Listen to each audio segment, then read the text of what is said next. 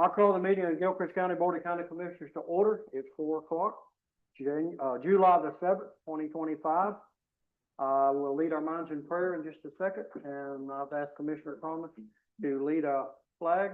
So if you'll silence your devices, we'll get started. Let's pray.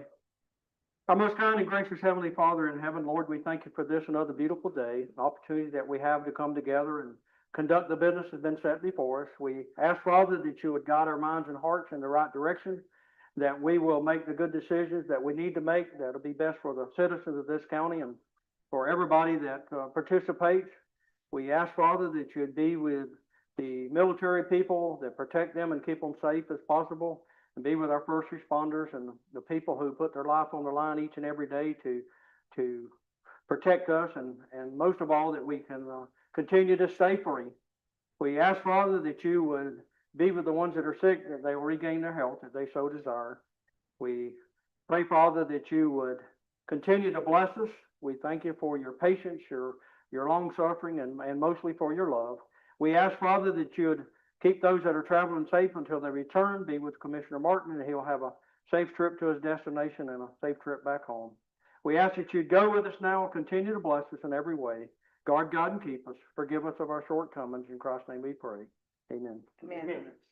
If there is the flag, pledge allegiance to the flag of the United States of America and to the republic which stands one nation under God, indivisible, with liberty and justice for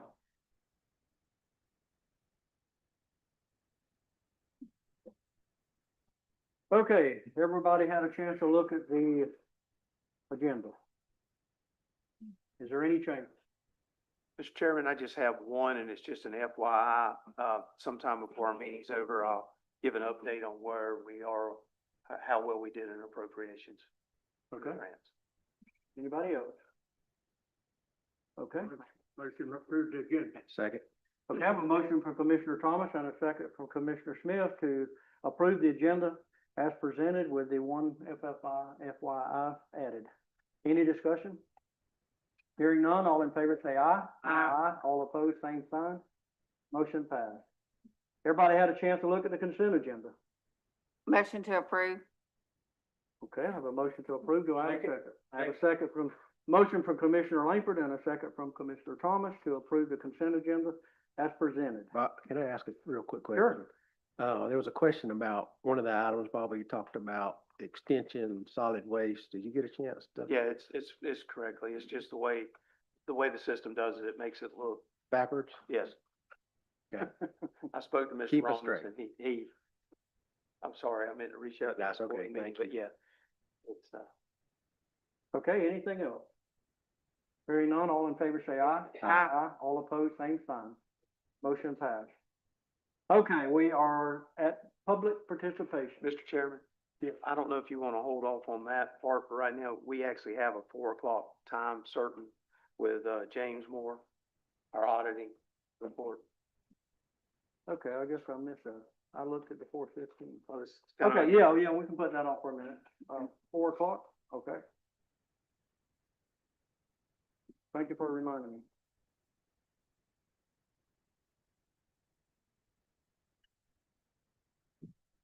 Thank you for putting us time certain for 4 o'clock. We've got multiple presentations tonight, so I really appreciate that. My name's Brendan McKittrick. I'm a director with James Moore and Company. I'm also here with Noah Leonard, who's a supervisor with our government audit team. I do have the financial statements in front of you all, as well as the PowerPoint presentation, which I'll be showing on the screens here. If you want to follow along, I recommend using the PowerPoint. It's really kind of summarizing the items I want to talk about tonight. Before we get into the financial statements themselves, I did want to thank the commission for the opportunity to perform the audit again this year. I also want to thank Todd and Richard, as well as all the constitutional officers, for all their help. We asked a lot of questions and a lot of requests, so appreciate all their hard work with getting us here to this point. On the second slide here, one thing I like to remind the commission is that these financial statements are your financial statements. However, there are some reports as auditors that we include. The first one being the audit report in the front of your financial statements. Really, where we're saying the reliability of the numbers Included in your financial statements, we do have what's called an unmodified opinion or a clean opinion, really the best opinion we can provide over a set of financial statements. The second report here is the single audit report. So the county had grant expenditures exceeding $750,000. So there's additional procedures we have to perform as part of that. Again, another report in there, and you can see there's no findings in that report either. The third report, the internal control and compliance report. As part of our procedures, we're required to understand internal controls with regards to financial accounting. And if we identified any issues, we would communicate it in that report. Again, no comments in that report either.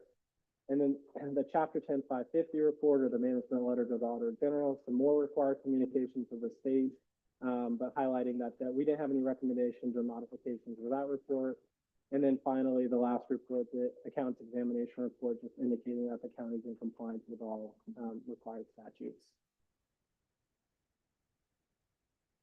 So I did mention the constitutional officer. So we do issue 6 audit reports as part of our process. So the board, as well as the other constitutional officers as well. This is just really a summary of kind of any comments or findings we had. We did have one comment related to the sheriff audit. We've had conversations with them, you know, as part of our exit conference. Don't see that being an issue next year, but again, you can see here with all the reports that we do issue, just having the one comment obviously, you know, shows good signs of kind of the accountability for the county and the constitutional officers as well. Now moving over to the numbers, your general fund, that's your main operating fund for the county, specifically looking at the fund balance from year to year. You know, just kind of seeing some of the changes there, the assigned fund balance and the unassigned fund balance, pretty consistent year to year. The only difference having to do with subsequent year's budget. The slide I kind of like looking at more so is the where we take that assigned and unassigned fund balance as a percentage of expenditures and transfers out. And one of the items we look at is the Government Finance Officers Association recommends a minimum of 2 months. Think of that as a floor. So you don't want to be below the 16.7%. For fiscal year 2024, you all are at about 62%. But then also acknowledging there's other items to consider as well. We do live in the state of Florida. We do have hurricanes. There are, you know, instances where you need emergency funds on hand. Yes, there is FEMA to help with some of that funding, but generally it takes a few years to get that money back, as well as capital project requirements, you know, the county may have. So if there's capital projects you have coming up, you know, making sure you have the funds on hand. So again, want to acknowledge the fact that you all are above the kind of the minimum threshold, but there are needs for additional fund balance for, you know, again, emergencies or capital project type items. Just some other highlights, again, other governmental funds that you all have, total fund balance of about $5.8 million.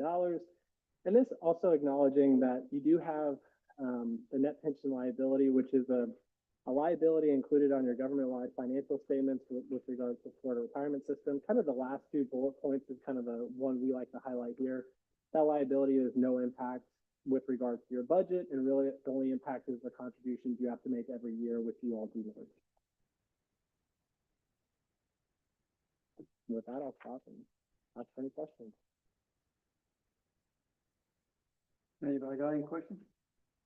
No findings. That's good news. Yep. You guys have a really good team here, and the county and the constitutional officers, again, we really appreciate the relationship with what we have with you all, but again, to be able to issue and get the financials out the door, and then again, the clean reports that we have, it's a really good sign. Yeah, I think we're very fortunate to have our financial team, Richard and Tanya and Todd and their whole office. So, and thank you for the work and the review, and thank you for not finding anything. So, We tried. if it was there, you would find it, I'm pretty sure. Nothing to be found. Well, that's good. I mean, that's a good report. So that means we get an A+? If we gave out grades, you get a pretty good one. So, at the national and state levels, there is, I don't know if this is the right time to ask this or not, but discussion about looking at how government is spending money, DOGE, and so this audit, how would it relate to that kind of idea? Is it the audit more looking at making sure we're following the law, or can you explain that briefly? How? Yeah, sure. Okay. It's a good question.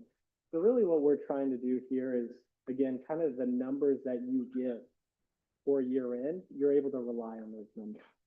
So there are instances where we're looking at, as I mentioned, internal controls, where we'll say, hey, do we have the right controls in place to catch, specific issues? But our audit isn't intended to look for waste, abuse. I will say, generally on the smaller counties, because we do work with a lot of fiscally constrained counties, there's not a lot of areas where you can find waste. There's just not much of a budget there. Generally speaking, we kind of joke the Doge piece of it, you're going to see that probably more so on the federal level, and then maybe even on the state level. But at Gilchrist County, it's hard to, again, waste those dollars because they're at such a premium. Again, the fund balance you all have, I talked about percentages, but dollar amount compared to your counterparts in the larger counties, there's not a excess amount there. Yeah. So did you have to inject anything different because of Doge?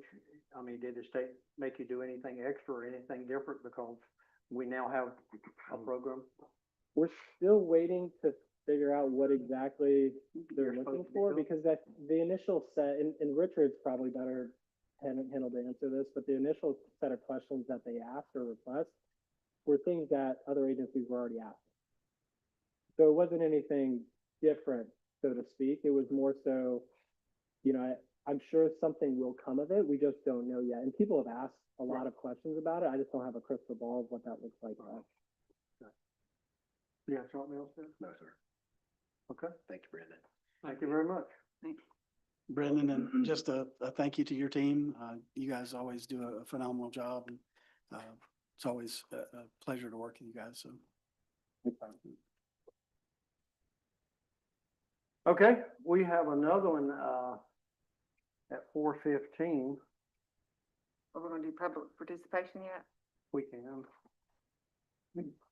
Is there any public participation at this time? Anybody want to speak to the board? You'll have a chance now, and then you'll have a chance at the end of the meeting. Anybody want to address the board? Just state your name for the record. Good afternoon, Debbie Boyd, property owner at Sun Springs. Thank you, Mr. Chairman. I appreciate the time on the phone yesterday, and several other of you commissioners. Really appreciate you a lot. I'm back to ask again for your consideration to have a workshop to address noise issues, specifically on waterways adjacent to residential properties. Last summer, the river was up. We had very little trouble because the river was up. This year, it's way down, and it's probably the worst that I've seen it. It started in March, and it really came to a head on Saturday.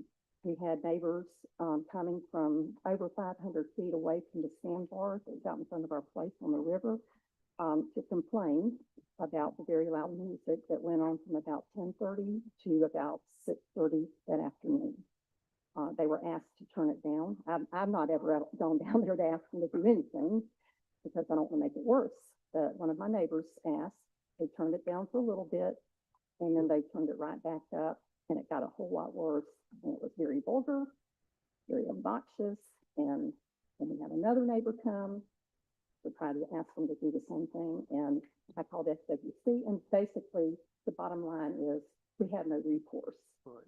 There's nothing in county ordinance to address this daytime issue. There's also nothing in the state laws that FWC can use to address this issue. I called FWC on Saturday, and they did send a boat by, but they didn't stop because now we have the Boater Freedom Act. So they can't do safety checks or anything like that anymore. But anyhow, that's why I'm here. I appreciate your consideration. Crystal River actually has a noise ordinance that might help with this situation. They established noise sensitive areas and noise sensitive zones. They have signs they put up in waterways. I've sent you, Mr. Chair, the ordinance, the chapter number, and there's a picture of the sign. And I've also sent same information to the county administrator that I'm sure that he will share with you. But that's my request Yeah. today. Well, my suggestion, I did talk to Ms. Boyd, I talked to the sheriff department, I talked to Bobby, and we all agreed that we probably need to have a workshop and get everybody on board. Chad Johnson, our state representative, Senator Bradley, if she's willing to come, FWC, just get everybody together and see what we can come up with. I like the ordinance that Crystal River has. Of course, we would have to establish the jurisdiction, who controls it, what part, and we'd also have to have some type of enforcement. Who's gonna enforce the ordinance if we did come up, go that route, or whatever the case may be. And I'll certainly share it with Duke, as far as what the ordinance is, how it's, proposed and ever done and everything. But I think that's gonna be the solution, is just to have a workshop, get together, everybody put their heads and thoughts together and see if we can come up with a solution. Because right now, like you said, there's really nothing. If the FWC comes out, there's nothing they can do. If the sheriff comes out, they can't say what law they're breaking, but there's no law to break. So, Yeah. even though it's annoying and aggravating and everything else. But I think that's what we need to do is come up with that. And I'll get with Bobby and we'll try to put everybody together and establish something here in the near future and see if we can do that. I appreciate that. I did speak with Representative Johnson earlier today, and he also suggested having all the agencies come together and maybe look at short-term and long-term resolutions for this. Right. But anyhow, thank you very much. Okay, Grateful for your consideration. thank you. Debbie, I will say, I did talk to the sheriff this morning, and I think in the meantime, he indicated if somebody called the sheriff's office, that they would send a deputy Okay. to see if they can't help with the situation. Now, what happens after that, most people that are reasonable, when you have a law enforcement, person show up, they're gonna try to change their behavior. Some people don't do that. They wanna go take you to whatever. And so, just wanted to mention that to you. In the meantime, until we get it all figured out, it sounds like they are willing to help, try to help. Thank you, Commissioner. We did have one of our residents 3 weeks ago on a Saturday, call the sheriff's office, send out 2 deputies who witnessed a woman funneling 2 beers and some other, stuff happening during the spring run, which we won't discuss. And they called FWC, and before the officer could get there, the parties dispersed. So anyhow, we appreciate, sheriff's office sending somebody. So thank you. Yeah. Okay, anybody else want to address the board? Yes, ma'am. Hi, I just wanted to take a minute to introduce, State your name. Oh. my name's Chelsea, Okay. Chelsea Bolin. I'm with Partnership for Strong Families. I just wanted to take a minute to introduce myself and make you all aware of the continuing need for more foster parents, foster homes in the area. I'm looking to just connect with churches, schools, businesses, anybody who's interested in helping us just get the word out, raise some more awareness. There's different ways to support, so not just becoming a foster parent or an adoptive parent, but organizations can help support the foster families that are already in the community, as well as hopefully we can increase our homes in the community in order to keep kids local. So when we can't find homes locally, kids have to go, 2-3 hours away. So again, my name is Chelsea Bolin. I'm happy to meet with anybody and share a little bit more about partnership, foster care, adoption from foster care. We do cover the entire Tri-County area.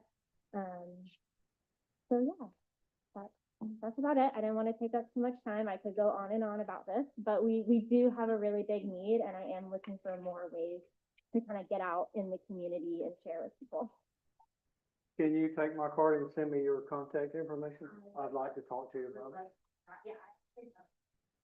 Oh, okay. Thank you. I got any questions? Okay, anybody else? Okay, we'll move on. Any constitutional officers? Mr. Chairman, We have a 4:15. we have a 4:15 Oh, that's time right. card. Y'all got to keep We reminding can me. have all these That's all right. comments today, don't we, Commissioner? We're watching you, Tony. Okay. 4:15.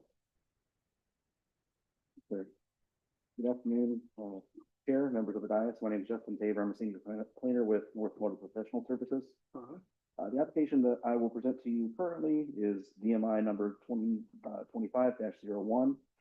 The application for a development of major impact, for the construction of a plus or minus 195 foot, tall monopole wireless communications tower. The application was submitted, by Tower Engineering Professionals, Inc. on behalf of Camp Bluff LLC, who is the property owner. The subject property is located to the east of US 129, north of Northwest 120th Street, and south of Northwest 25th Street, north of the town of Bell. The subject property has a land use designation of industrial. This district does permit telecommunications towers and antennas if a development of major impact is approved for the use. The surrounding uses to the north, east, and south are single-family residential uses. However, they are designated industrial land use categories. US 129, as mentioned, is located to the west of the subject property. On the opposite side of 129 is vacant land with an Ag 1 land use category. The application has been reviewed for and is found to be consistent with the comprehensive plan. Specific goals, objectives, and policies supporting the application are located within the future land use element, transportation element, sanitary sewer, solid waste drainage, potable water, and natural groundwater aquifer recharge element, and the capital improvements element. Section 12.03.03C of the Gilchrist County Land Development Code sets forth the standards for which applications for developments of major impact must be found to be compliant. These standards relate to consistency with the comprehensive plan, compatibility with the proposed uses on nearby properties, the availability of public infrastructure to support the use, and screening and buffering when that is appropriate to address compatibility. This application has been reviewed for and is found to be in compliance with the applicable standards of section 12.03.03C. In addition, section 12.0210 of the Gilchrist Land Development Code sets forth standards for the approval of site plans. The application is found to be in compliance with those standards. And lastly, regarding compliance with the Land Development Code, Article 8 establishes criteria for certain specific uses. This section does establish standards for telecommunications towers and antennas. Those are found in section 8.06. The application has been reviewed for and is found to be in compliance with those standards. That section is rather extensive. Our report does run through each of those individually, and I'd be happy to answer any specific questions that you may have regarding compliance with those standards. This application has been reviewed for site suitability for development based upon known environmental features. There are no features which would limit or otherwise preclude development of the site. And lastly, with respect to concurrency, due to the nature of the use, there would not be any anticipated impacts. Therefore, concurrency would not be required for this development forward. Our recommendation to the board is to, in your capacity as the Planning Commission and the Board of County Commissioners, approve application DMI 2025-01, subject to the conditions as set forth in Exhibit A of our report. And the agent for the owner is present and has a presentation if the board would like to hear that. Okay. And I see here it'll allow up to 2 more tenants on the same tower. Yes, sir, that's correct. So it is designed for co-location, which your code does require at least 2 co-location opportunities, which they've met. Yes, sir. Mr. Chairman, you've heard from the staff, but I think before you discuss, I need to advise you this is a quasi judicial hearing. If any of you board members have had any ex parte contact with the applicant or the owners, need to disclose that. Or if any of you have any sort of conflict of interest in the matter, you need to disclose that on the record at this time. I have none. What Anybody phone, else? not on either. What phone carrier? Verizon. Right. I believe Verizon is their anchor tenant, yes, ma'am. So it'll be, you may not be familiar, they put one up at 340 and 47. It'd be similar to that. But you said it'd be similar to that? I'm not familiar with that specific location. This is a monopole tower. So it's designed, you know, to have the one location, which, there we go. I It- think 340 and 47 is a site tower, not guided, but Monopole? no, it's not a full. This would be similar to the one that they just put off 26. Yes, so it would be a solid Okay, post. okay, it'd be more like a pole, a monopole. Correct. The applicant might be able to speak to that The a one little up bit there's a tower. more specifically than I could, correct? Not necessarily to your specific instance, but the options that it might fall under. What kind of range of these towers? I know used to it be like 5 miles each way. You know, is it still kind of standard for that? Yeah, the applicant might be able to answer that a little bit more specifically for you. My understanding though is with the 5G technology, there is some loss there over the older technologies. So that's probably why you're seeing a little bit more, push for additional towers or need for additional towers. Right, right. Okay, anybody got anything else? Need to hear from the applicant, Chairman, and then the public. What's that? Need to hear from the applicant. Oh, and yeah. From the public. Yeah, sure. Would the applicant have anything to say to the board? Hi, my name is Abby Porter. I'm here on behalf of the towers.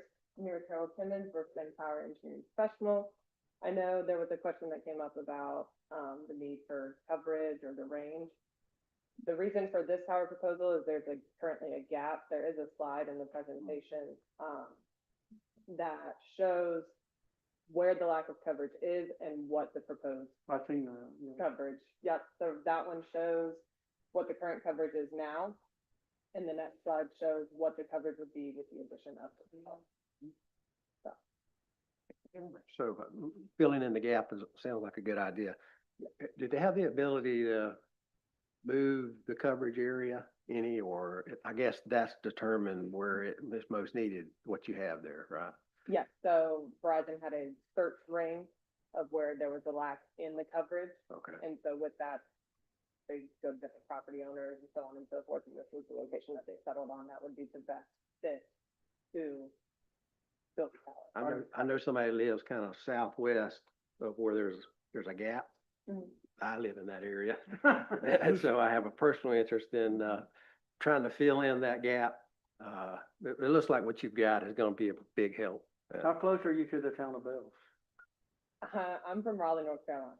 I know, I'm talking about the tower, how close would it be to Their need. Oh. downtown Bell? Their need, they're near the EOC, At the EOC? just up 129 from the Okay. EOC building. Just south of Belcom. Just south of Bell Yeah. Complex. Okay, good. But having done this before, there's a requirement in our code about co-location. Have you reached out to the other carriers in the area and given them the opportunity to participate on your tower?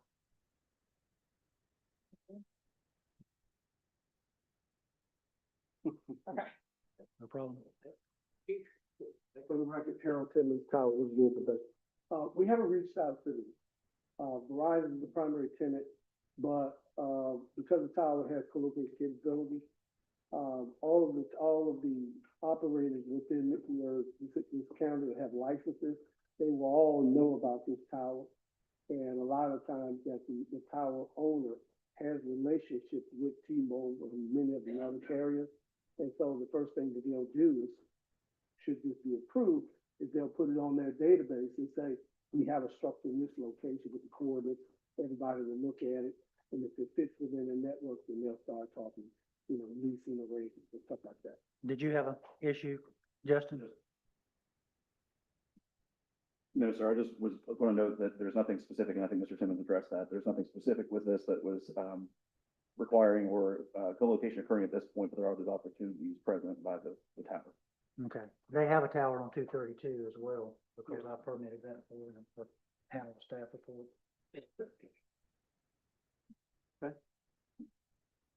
I get a lot of complaints about service up there, so maybe this will help. Definitely will. That's the goal, right? That's a big gap. You Yes, it compare them both. Was any landscaping required around this tower? Did it abut a residential area that would require landscaping? That's a good question, Mr. Chair. The site is inset, or the lease space is inset, so there was no specific requirement that we necessarily found necessary because it is kind of offset. It's closer to the road, of course, but from the adjacent properties, there is some distance. Thank you. Just Thank you, ma'am. Of course, thank you. Anybody from the public like to speak? Okay.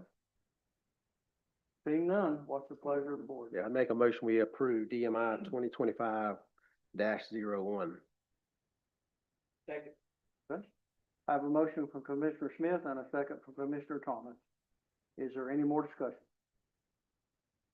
Hearing none, all in favor say aye. Aye. All opposed, same sign. Motion passed. Thank you, Justin. Thank you, sir. Commissioners, I wanted to let y'all finish up before I made a comment, but I don't know if you really noticed, but the EOC is kind of our tower that we have just north of the EOC. The AT&T tower is the top tower, then the below tower is over on 232. right in there where the EOC was, we had issues sometime. So this tower is gonna actually help cover that area of the EOC. Mhm. Normal situations, it usually works fine, but storm situations come and different type of things, and that's gonna give us additional coverage there at the EOC that could be very beneficial during that time too, so. Good.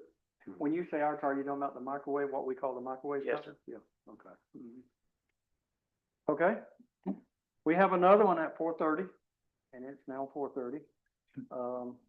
Ordinance 2025-04.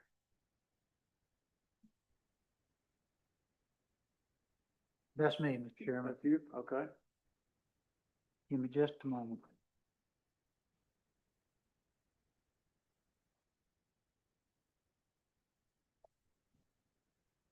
Kind of got a little out of order with our agenda, so everything's buried kind of underneath. Okay. This is, ordinance number 2025-04 is an ordinance of the Board of County Commissioners of Gilchrist County, Florida, amending Chapter 2, Article 8, Division 1, entitled Citations of the Code of Ordinances of Gilchrist County, Florida, by adjusting the penalties set forth therein, continuing a supplemental method for enforcing county regulations, authorizing the issuance of code enforcement citations, identifying the county regulations for which code enforcement citations may be issued, establishing procedures and penalties, providing instructions to the codifier, and providing an effective date. And that's reading by title only, the ordinance. This ordinance here, it serves to try to enhance or help two different things. One, to get some penalties that are applicable to littering as well as animal control, get them in compliance with the penalties and fees that are charged by the Gilchrist County Clerk's Office, because they have kind of been out of kilter between what we charge and what they're required to take out of those ordinances for the cost of administering the ordinances. It also does another thing. It still allows you to refer cases to your special magistrate, your code enforcement officer, where they have a different penalty schedule set up that doesn't go through the clerk's office as far as the standard rates that they charge. The fees that are set forth in this ordinance are basically a carry forward from what we have in the past. The littering is established by Florida statutes. The animal control fines shown here are first violation $100 plus the fees that the clerk charges. Second violation is $200 with the fees that the clerk's office charges. And then fines and penalties can be adjusted subsequently without further coming back to the board based on any Florida statutes or action under Florida statutes 827.27, which allows you to adjust those penalties. If someone challenges your infraction in county court, then of course that can reach a fine of up to a maximum civil penalty not to exceed $500 plus court costs, if that's the case. But that being said, I don't think we can do anything with the actual littering fines. I think that's established by Florida statute. The only thing I think you can do with this, if you want on a citation to increase the first violation, second violation, fines from 100 to 200, you can address that. But if not, the ordinance is ready to be passed. It's been properly advertised in the newspaper, and it's ready to be discussed. And I'm going to also file a business impact statement, which is in the package and attached to ordinance 2025-04 itself. So with that being said, be happy to answer any questions you might have. Okay. Anybody got any questions? Anybody from the public like to speak? Motion to approve. Second. Okay, I have a motion for Commissioner Thomas and a second from Mr. Smith to approve ordinance 2025-04. Is there any more discussion? Hearing none, all in favor say aye. Aye. All opposed, same sign. Can I ask one thing, Ms. Hale? Is everything good with you on that as far as the coordination? That's Ms. Tammy Hale from Todd's office. She and I have worked on this ordinance together, and she reviewed it as well before we brought it back before the board. Okay, Good. Thank you. Thank you for your help. Okay, we got a few minutes, probably. We can spend some time with yours real quick until 4:45. We have Mr. another. Chair, we actually have a constitutional officer that needed to speak to something. Oh, okay. We jumped over and did. Yes, sir. I called and I didn't see nobody, so we've got, step up, so go ahead, Scotty. My name is Captain Scotty Douglas from the Gilchrist County Sheriff's Office, and today I'm here to ask for approval for, 7 LPR cameras and 20 body worn cameras for the deputies. This is a 5-year deal, 5-year plan that will last. The totals for the cameras were $64,500, and the body worn cameras were $76,200, totaling $140,700.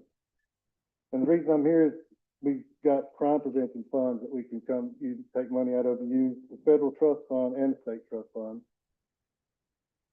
And total, the crime, the federal and state trust fund, total those up, the fund's going to be $104,209.54. Leaving, the only money that's going to come out, would come out of the sheriff's office budget, would be $36,490.46. These cameras, we've been using them, not our cameras, but other people's, other agency cameras, for the past 6 to 7 months. We located on a silver alert a missing elderly person. We located a stolen camper that was on our Oasis on the north end. You know, it's hard to keep a deputy up there all the time. And with these 6 cameras that's going to be stationary at the entrance coming into Gilchrist, this license plate readers will take a picture of the license plate. It'll tell me if you're a sex offender. It'll tell me if you're going to stolen vehicle, expired tag, any driver's license, any kind of warrant. So over the years, that's going to help generate money to put back into this. They maintain the system, so we don't have any outgoing costs. The only thing that they do is after 5 years, so this is all combined after 5 years. After that 5 years is up, there'll be an $18,000 a year charge to maintain them after that. But what I'm hoping for is after 5 years, that I will have plenty enough money to be able, through these crime prevention funds, the federal fund, the state fund, to be able to re-up that again. It helps us so much with not having enough deputies on the road that I could be in here in Trenton and Jenny Springs, it'll ding on the deputy's computer. Okay, a stolen truck. Well, the main corridor from 47 to, or 40, from the bridge to Trenton is going to be 47. Well, if they come here, we're going to meet them to get the stolen truck back. Another good thing is a lot of these agencies are getting them. And like, I don't know if you noticed it going on 340 coming into High Springs, the solar panel, that's a camera. So when you go into High Springs, bang, it takes a picture of your tag. So if I place one in strategic areas of the county, I can get it from both ways. And it notifies you right away if it's a, I'm talking within seconds. really, and even if it's a felon driving, or, No, now, say if we've had something bad happen here, and I notify dispatch, and we type it into the system for the LPR, the SWAT camera, that it'll automatically get a ding back when the vehicle where it's located at, so we can notify other agencies. Cool. I've spoken to Lafayette, Lake Butler, High Springs, lots of PD, all of them. They love them. Their crime rate has fell tremendously with that being, I mean, they got some on 26 already. So with them coming into the county already, that's saving money for me not to put one there. So lots of counties already got one there. So I can put one like on 340, 47 coming into the county. 129 from Suwannee County, we desperately need something there. And if I can get Suwannee County to put one, then we'll have entrance and exit of those people coming in and out of the county. We'll know if who's been here, if they shouldn't be here. I mean, it's gotten so good that you can type in, which we can't afford what they have for this. But if you've got wearing a white cowboy hat with a black dog in the car, and it'll type that in and ping, okay, there you go. That's how fast it happens. I mean, we solved a fraud case, me and Investigator Keel, where Lyle Wilkes' daughter's car got broken into here. He drove to Dunellen, and in 5 hours, we had him arrested. just by other agencies let me use their flock cameras. So that's why I was like, you know, this is something that could get Gilchrist County moving in the right direction and help us in the long run. Yeah. Sound like it'd be a Scotty, I know big help. that you've looked at the Fourth Amendment implications of this. No, yes, sir. And I know it's probably gone to the Supreme Court. Is there any issue with the, giving up the privacy issues under the unreasonable search and seizure statute by filming everyone's tag that comes through the county? No, sir. No, it's not. And that's been court decided. I'm assuming it's been court decided. I've been talking with Jason from Flock, and he didn't have any issues with it. They've been selling the counties all around the state of Florida. I mean, everywhere. It's nationwide. Yeah. That would be my only issue. I mean, as long as it's, if it's legal, it doesn't impact your Fourth Amendment, unreasonable search and seizure aspects. That would be the only thing. As far as the cost, you're saying that you have the funds that are available? Well, in the crime prevention fund, there is 52,447. Now, this is the estimate, guesstimate. Federal trust fund was 39,704, and the state trust fund was $12,058.54. So Richard, would that be a budget adjustment? Yeah, we will have a budget, so that is correct. So you're not asking for more money, you're just asking to spend some of what you got and redo the budget, saying it. These are- Going here, it's going here. It is money. But they are restricted on what you can spend them for. Right. Crime prevention, obviously, this is partially crime prevention. Right. You know, these are all allowable costs under the, circumstances with each of these funds. And a part of the reason Captain Douglas is here today is because these are funds that the board has to approve the expenditures. So if it was all money that he was using out of the sheriff's budget, then he wouldn't even be here. But, you know, these are funds that are restricted and the board has to approve the expenditure. Todd, is there a contract that we have to review? The There's no- contract is actually with the sheriff's office, I believe. So this doesn't impact our bid requirement? It does not. Okay. In addition to that, I'm assuming Flock has some sort of a contract, It will be. a state contract as well, but, Yeah. you know. So Scotty, I'm sorry. So Scotty, you say the other counties are doing it. It certainly have to be, the Fourth Amendment would probably be challenged by now, wouldn't you think? To some degree. Yeah, we're not You're not searching, aware of any problems. we're not searching their vehicles every single time. It's Sure. just giving us, you know, a tag, anybody can take a picture of a tag anytime of the day. And, but this is just giving you the data that we have in certain databases. We can pull up and see if they got a suspended driver's license. The primary use is if you get somebody, tells you there's somebody coming into your county, then you. My primary use, I'm not as much worried about the suspended driver's license, the expired tag. My biggest thing is these felons coming out of Jacksonville, Florida, coming to Jenny Springs with guns, is my biggest concern. And the burglary for, I can't be on our BOCC for 24 hours a day, which I would love to be by the river. I can't, and my deputies can't. This will help us know who's coming into the county and who's leaving out of the county. If I can get it both ways on each county. It's gonna make us safer, basically, Scotty, it sounds like. 100% safer. Yeah, so I think, I support us Yeah. supporting this and make a motion to do so. And sounds like surrounding counties are doing it. We have funds to do it, restricted funds. It's gonna make your job easier and more efficient. So it sounds like a good idea. I gotta ask two questions. How long does the program last? I went ahead and done it for 5 years. But after 5 years, it'll be up to whatever we want. They want to do it yearly, but. So you buy the cameras, you're buying the cameras, No, we're not buying, we're leasing the cameras. leasing the cameras And they maintain for 5 years. for 5 years. Okay. And you can opt out at the end if it didn't work out at the end of the. Well, yeah, 5. so we've already paid, at the end of the 5 years, if it don't work for us, then we can say, it ain't working. So out you for can us. you can get out of it if you have to. Yes. Okay. And you won't get stuck with a camera. No, they'll take them and use them somewhere else. So I had a Okay. motion, did I have a I'm second? second it. Thank you. Anybody else got any? Okay, I have a motion by Commissioner Smith and a second by Commissioner Sharon Langford that, we approve the request from the Sheriff's Department. Does anybody have any discussion? Hearing none, all in favor say aye. Aye. All opposed, same sign. Thank you, Scotty. Thank you, Scott. Thank you. Haven't had a time certain right now. Yeah. Okay, we got another one at 4:45. That would be Gilchrist Heights minor subdivision.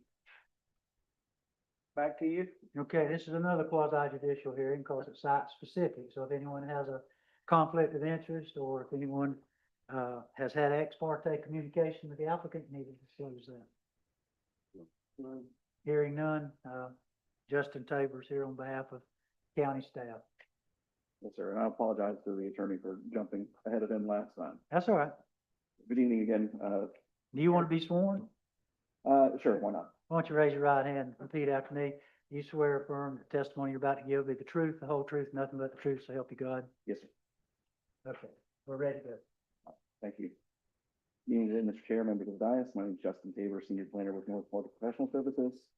This presentation will cover application number SD 2025-01, which is a request for the approval of a minor subdivision, proposing to subdivide a plus or minus 61.45 acre subject property into a total of 4 lots. The application was submitted by Thomas R. Bond, PSM, of Parish Land Surveying LLC, on behalf of the property owner, who is RTE1 LLC. The subject property is located to the north of Northeast 30th Street, approximately 3,300 feet west of the intersection of Northeast 30th Street and Northeast 65th Avenue, and the property is presently vacant. The subject property has a land use designation of Agriculture 2, which requires a minimum lot size of 5 acres. All of the proposed lots exceed the minimum lot size, as well as comply with the dimensional requirements found within the Land Development Code. Surrounding uses to the north, east, and west presently include single-family residences, which have an A2 land use designation as well. The land to the south is presently vacant and also has an A2 land use designation. The application has been reviewed for compliance with the comprehensive plan, or for consistency with the county's comprehensive plan. Specific goals, objectives, and policies that support the application are located within the future land use elements, transportation element, sanitary sewer, solid waste, drainage, potable water, and natural groundwater aquifer recharge element, and the capital improvements element. Section 10.02 of the Land Development Code defines a minor subdivision. This application is consistent with that definition. In accordance with section 10.07.03, a minor subdivision is subject only to final plat approval. The standards for final plat approval are found within section 10.07.08. This application is found to be in compliance with those standards. The site has been reviewed for suitability for development based upon environmental features. There are no known features that would preclude or otherwise limit development. And lastly, there are no significant impacts to public facilities which would be created by the proposed subdivision, being just a 4-lot subdivision. So our recommendation to the board is to approve application number SD 2025-01. And I'm happy to answer any questions. I don't believe I saw, oh, there you go. Apologize. Mr. Bond is here this evening, and I'm available for any questions that you may have. Okay. Anybody got any questions for this gentleman? Okay. Anybody got any questions for the developer? You said 4 lots? Yeah. And Correct. There are 4 lots. I believe it's about 11.5 acres for 2 and about 19 for the other 2. Yeah, 2 are 11.5 and 2 are 19.2. Correct. Will they be all road frontage, fronting Northeast 30th Avenue? They are 2 sort of appear as a flag lot, but they do meet the minimum lot frontage. Just because they're larger lots, it's a little bit of a atypical configuration, I guess you could say, but it does comply with the dimensional standards of your code. So the red square up that'll be divided into 4 lots? Correct. So to kind of describe what you'll have is on the southeast and southwest corners, you'll have the smaller lots. And then you'll have 2 lots in the middle that will have access through the central part, with the larger portion being on the northeast and northwest side, if that follows. There should be a copy of the plat Page 19, I think. in the, Yes, in here. yeah, it's gonna be after the staff report there. I looked at it, but I couldn't. Almost there. there you go. This should be it. Right there. There you go. Yeah, okay. There you go. So you can see, Mark. you have the lot 1 and, or I'm sorry, lot 2 and 3 are the ones that are about 11.5 acres. That's there, Mhm. there. And then you have lot 1 and 4, which are the larger parcels, but they do meet the lot frontage of 275 there along Northeast 30th Avenue. So all 4 is gonna have access to Northeast 30th, Correct. and both of them have another ingress, egress on each side, basically. This road and that road? No, sir, I believe the intention is that the access will be from Northeast 30th. You do have 56th Avenue there to the west. So hypothetically, you could have access there. Potentially you could, Right, okay. Right. But basically, they all can come off of Northwest 30th Avenue. correct. And that's what we call the Dixie Highway, if I'm correct.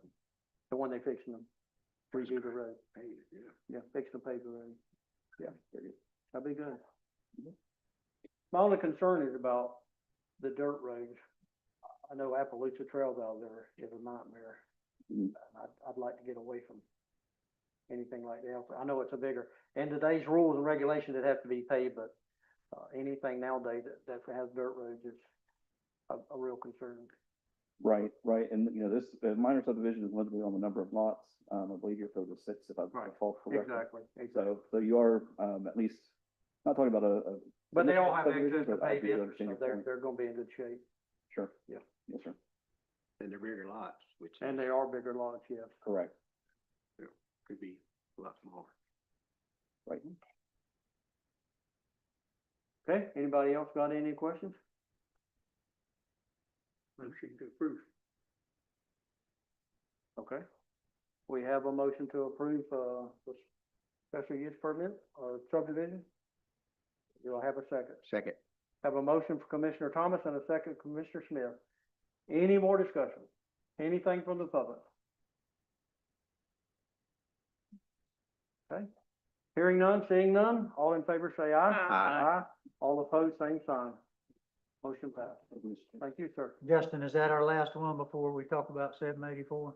Senate Bill 784? Is that the last one that was approved? Yes, that should be the last one that you all will I'll have bring that under up in this a minute. process. That's a good point. Yeah, stick around.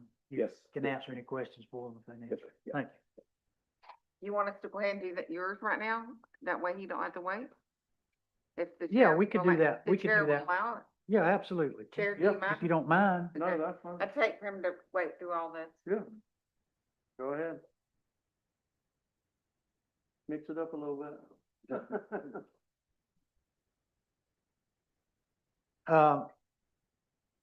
The Senate recently, passed Senate Bill 784, which is taken away, which may be good for the board. It takes away some of the authority of the board to approve final subdivision plats and replats. Final plats. That doesn't mean that the construction plans or preliminary plats are taken away from you, but the minor things like Justin just took care of there, that only requires a final plat because it's a minor subdivision. Those would be administratively approved in the future going forward. That was signed by the governor, I think, on May the 20th, became effective July the 1st. But that application was already in the hopper, so therefore we could proceed under that one. But going forward in the future, you won't have to hear those minor plats coming back before the board, but you do need to designate someone that's gonna be your administrative head to approve those plats on behalf of the board. Am I correct, Brandon? Yeah, and the statute basically says you have to appoint either a county manager or someone who is not basically charged or like a, department director or whatever. In this case, I mean, like Mr. Crosby, it would probably be like Mr. Crosby or his or her designee as a county manager, administrator, his or her designee. That way, whoever he establishes as the LDO administrator can perform that function. And what we would like to do is come back with a resolution, designating, that person and have the board approve that resolution. And then we're working on, language to revise your subdivision regulations and the process thereof to conform with the statutory requirements. So the good thing is, yes, you will still see the preliminary plat for these bigger subdivisions that require improvements.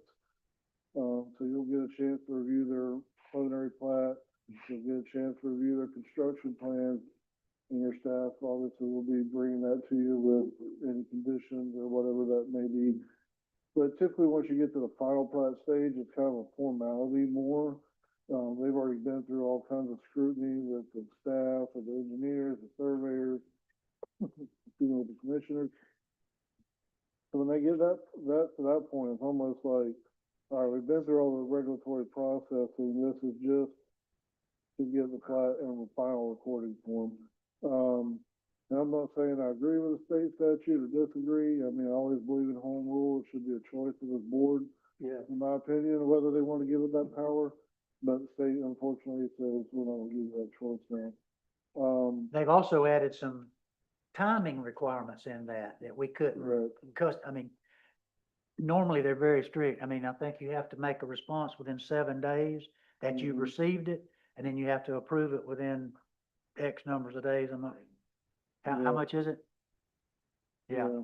It's from start to finish, yeah, but then, So, Yeah. so it kind of speeds up the process for developers, Yeah. where it doesn't have to wait until another board meeting to get in here. Well, the other thing about it is, if they've done all that and it comes before the board and they've met all the criteria, there ain't a whole lot left for us to do but say yes, if they've jumped through all the hoops and done Well, everything. yeah, that's right. It takes that, it takes the neighbors out of the loop on that too.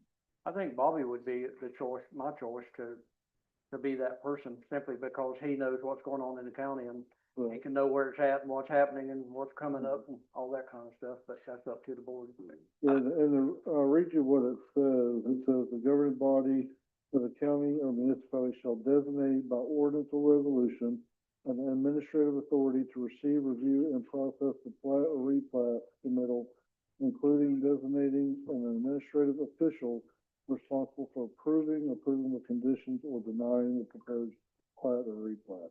Yeah. So, that would definitely be the best choice, with making some caveat that he has the authority to designate, or have that authority, as long as he does a letter, provided that for limited time, he can designate some of that authority. So if he doesn't want to do it and designate someone, like he'll let us know who that person is? Yeah. So we have to approve that Well, person? Brandon's gonna have to come back with a resolution that designates someone. So y'all are gonna have to make that decision, if it's gonna be Bobby, if it's gonna be North Florida, however y'all choose to do this. And of course, as your consultant, I would always recommend that it be a county official, and then him have the authority to say, well, I wanna let North Florida, if that's what y'all want to do, under a letter of his authority. But ultimately, he would have that authority to grant or take away based upon the county's needs. Well, make sure I'm thinking right, Duke. Go ahead. This means that when we designate somebody under the new Florida statute here, that this top minor subdivision won't come before us anymore? That's correct. And it'll be up It to only Bobby? deals with final plat Right. or replat. But if it is a larger plat that requires a preliminary plat, Yeah. construction plan, that still will have to come before you. But then Bobby, if he is the person, put him in that spot right now. Yeah. He would just say, okay, It I'm meets the gonna work with criteria. them, and it's pretty much a done deal. That's correct. look- It meets the criteria. Let me just tell you how I would do it, because that, that this would be nervous to me to be doing it and signing off of it, as well as y'all just releasing that to staff and not knowing what's going on. I understand that totally. There's a part of this I like, because we can move it along quicker, because a time or two, Yeah. this has just been Yeah. for families to split up property, and it's took months and months. And then sometimes, but we would do, as long as I was county administrator, I'll say that, I would do the same thing we do right now, other than it would not come to your desk. Right. North Florida would still review it. We would go through all the same reviews that we do now for any legal language, such as the land descriptions and all. Right. Mr. Lang would review that. So basically, the only step that would be omitted would be it coming to this board, which is what the state of Florida took out. Right. And That's the right. governor signed. So that is all Right. that would change. It's not gonna be that, and I'm not picking on it, but Mr. Bond brings a plat in, oh yeah, I like this, and I sign it. It's not that simple. No. It's still gotta go through everything. It'll just be this one step right here will be the only step that's not. And you'll make us aware of it. I will, and if, there may be something, we'll have to look into this law a little further, because it's brand new to all of us. There may be something that comes up in this as we look at one that it doesn't fit in there just right. And it still has to come to y'all for some reason. And like I said, we've got to learn, the laws there. It's pretty plain, but we may run into something along the line too. But this will just be more for your cut and dry. Like you said, it meets the LDRs, it meets the comp plan, and it can go through. And like I said, Bobby is not gonna start reviewing. I will review them with them after they have, but I will not start reviewing them and making those decisions. I don't even want that hat. Yeah, your preliminary plat and the construction plan review will not change at all. The only thing that'll change is lump the draft regulation for final plat review and approval. And one thing that we sat down and had a conversation, about was, me, Bobby, Mr. Lane and Justin, you know what? We shouldn't have one person or one organization or one thing looking at this. So we're gonna develop within the final plat review procedures, what we're gonna call a plat review committee. And we're gonna establish, basically the, directors within the county that would be part of this review committee. So they would all be responsible for having review, have a meeting, hold a meeting, make sure that everybody's in agreement, make sure all the, any, questions or concerns are addressed. And then once the committee says, yeah, we're good with it, then and only then would the county manager or their designee sign off on the plat as being approved. That solves a lot of things too, you know what I'm saying? If one Yeah. person might, Yeah. you know, So you're gonna bring us back a resolution? So, A vote on. resolution and also a ordinance to, amend the Change. text of the land development regulations. okay. Because the whole process within the LDRs has, let's say, the final plat process within the LDRs has to be amended. we need to hurry up and get the resolution in place because you might have somebody submitting Correct, which is something minor we can plat. come and do before we, and the other can follow it to correct it once you have the motion. correct. Okay. So we're gonna be drafting that, hopefully come back, maybe mid-month, August, early September, maybe, for, first reading. Okay, good. All right, Okay, thank you, Brandon. Thank you. thank you. Okay, we have another one at 5 o'clock. Fire, tax. He left the room. That was Mr. Newton. Todd left. He stepped out. Okay, well, we'll just go forward, Bobby, until he comes. I'm gonna ask you, if you don't mind, Mr. Todd Sandlin's been sitting back there very patient. He's with Ring Power. He told me I'll stay. He wasn't rushing me, but, this would be item number 7. Okay. It's the, speaking about the, motor graders. Mm-hmm. And,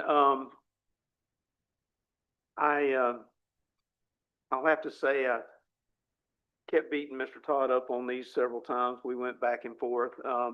We did price Ring Power. We priced John Deere as well. These are on a state contract, but for the purpose of comparing even the state contract, we wanted to do that. And on the second page, can you go to the next page, Ralph, please? Keep going. You're gonna see 2 numbers highlighted there. One of those numbers is $56,654.53. That is the annual payment for a grader on lease, and we need to lease 4. So that will tell you where we will be at. We'll be at the, about $235,000 for 4. If I'm doing my math correctly in my head here, or a little less actually. But the second price is a purchase.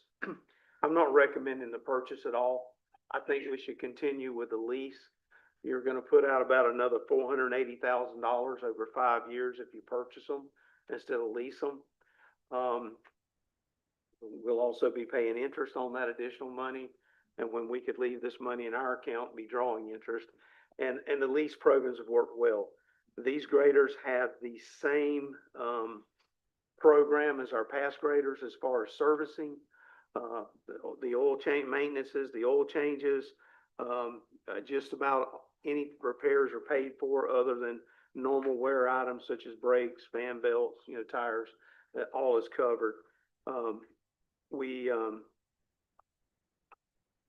These are not due to be exchanged out until January of 2026. However, there's a 6-month lead once you order them to, hopefully you have them in 5 to 6 months. The ones we currently have are also with Ring Power. I did speak to Mr. Sandlin, what if for some reason they don't get here quite on time? He said they'd be more than happy to work with us so that we're not without a graders or what. But we would be looking at, leasing 4 graders. And, Mr. Newton and I know he's just walking back in, but we had talked about the lease versus the purchase, and we both agreed that we felt like the lease is the better option for the county. So right now, what we would do, these would be put in next year's budget. We would do like we've done in the future. We would give a letter of intent to purchase when they come in. And then that would allow Mr. Sandlin to get the graders ordered. That was gonna be my question, is when we order them, do we have to pay for them? But we don't. No, let me just tell you about how Ring Power works with us. When we get equipment from them, whether we lease it or whether we purchase it, they deliver it to us. Of course, we sign that we received it, and they usually give us a week or two before they even invoice for it, because they want to make sure we're happy with that piece of equipment. Right. They have never, I'm sure if we didn't pay them for 8 months, they'd want to know where it was, but, but they have never called us asking when we're going to pay them or where's the money, but we usually, now on the leases, because they do have to set that up through Ring, in a couple of weeks we are trying to get those checks to them because that lease has to be set up and all, but they've always been great about that. No, they will not require any funds to order anything. I think the lease program's the way to go myself. Even if you buy the rotograder and you pay for it in 5 years, you're gonna operate a used grader from then on. And we've experienced that in the past. But then you start repairs and you start replacing tires and you start doing this, you start doing that. And when you lease it, 5 years later, you get a brand new rotograder. Well, nowadays, an alternator can be $600 to $1,000, $1,500. Oh, yeah. You blow a turbo, you're looking at several $1,000s. And the good thing is, if we're down very long, they bring us a loaner as well at no cost. That was my question is, will they help us that way? Cause They- it's down one grader, you get behind in a hurry. And they have actually done that. They've done that for us, so. Good.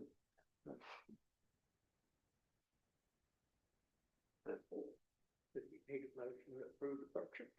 Please, sir. Yes, sir. So moved. Okay. I have a motion for Commissioner Thomas. Do I have a second? Second. I have a second for Commissioner, Sharon Langford to approve the purchase or the rental of the lease of the 4 road graders for a 5-year period, and I guess submit a letter of intent for purchase. Yes, sir. Mm-hmm. Okay. Anybody got any more discussion? Hearing none, all in favor say aye. Aye. Aye. All opposed, same sign.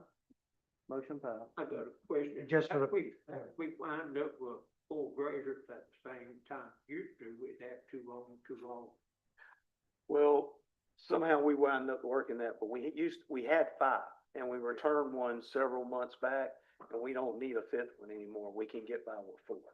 So I don't know just how that worked out, but we did get these.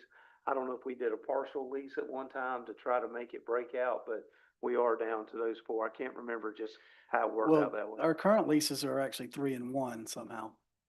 We've got 3 that come due, I think, in January, right, and then 3. one's due in like February or March. Yeah, So it's actually 3 and 1 right now, but this will put them all together. yeah, yeah. And we didn't mention it, but you'll provide me with the leases to review before we execute the same like we always do. Yeah, you won't have those till January. Okay. Yeah. All right. Keep the refrigerator board from fighting over who to get there. Mm-hmm. Okay, let's go back to our 5 o'clock. Todd, is that you? Yes, sir. So we had a workshop several months ago to discuss the potential of funding our fire and EMS a little differently. And there's a statute which allows the county to put forward a sales tax that would help fund a number of different services that the county provides. The statute says that these funds can be used for emergency fire rescue services, which includes preventing and extinguishing fires, protecting and saving life and property from fires, or natural or intentional acts or disasters, enforcing municipal, county, or state fire prevention codes and laws pertaining to the prevention and control of fires, and providing pre-hospital emergency medical treatment. So in order to move forward with this proposal, it does require an ordinance which would be adopted by a majority of the board. It requires a referendum, which would be in a general election. And so if the board were to decide to move forward with this, we would be required to put this in a referendum for the general election next year in 2026. And if the referendum would be successful, then the ordinance would be adopted. If this were to happen, we do have to share with any municipality that has fire or EMS services. We don't have any additional EMS services in the county, but we do have 2 municipalities that do have fire services. And so they would have to choose whether or not they're going to participate or not. If you do participate as an entity, you're required to reduce your ad valorem or special assessment by the amount that you receive. That would be for the county or any municipality that participates. The limitation on this is a 1%. So this would be in addition to any sales tax that's already in effect. So this would go on top of your current sales tax. But the 1% would go to the county. Flipping down to the next slide. So there are some limitations to this. And again, as I mentioned earlier, upon it taking effect and after the initiation of the collection, each local government that receives a share of the surtax shall reduce your ad valorem or non-ad valorem assessment for fire control and emergency fire services in its next and subsequent budgets by the estimated amount of revenue that's provided for the surtax. So kind of timeline, what would happen is if the board chooses to move forward with this by an ordinance, we would put it on the ballot next November 2026. And if it was approved by referendum, the sales tax would actually start in January of 2027. And so after that, we would have to adjust our budgets based on those collections. Moving on to the next slide. So once the ordinance is approved by the board, we actually are required to do a performance audit.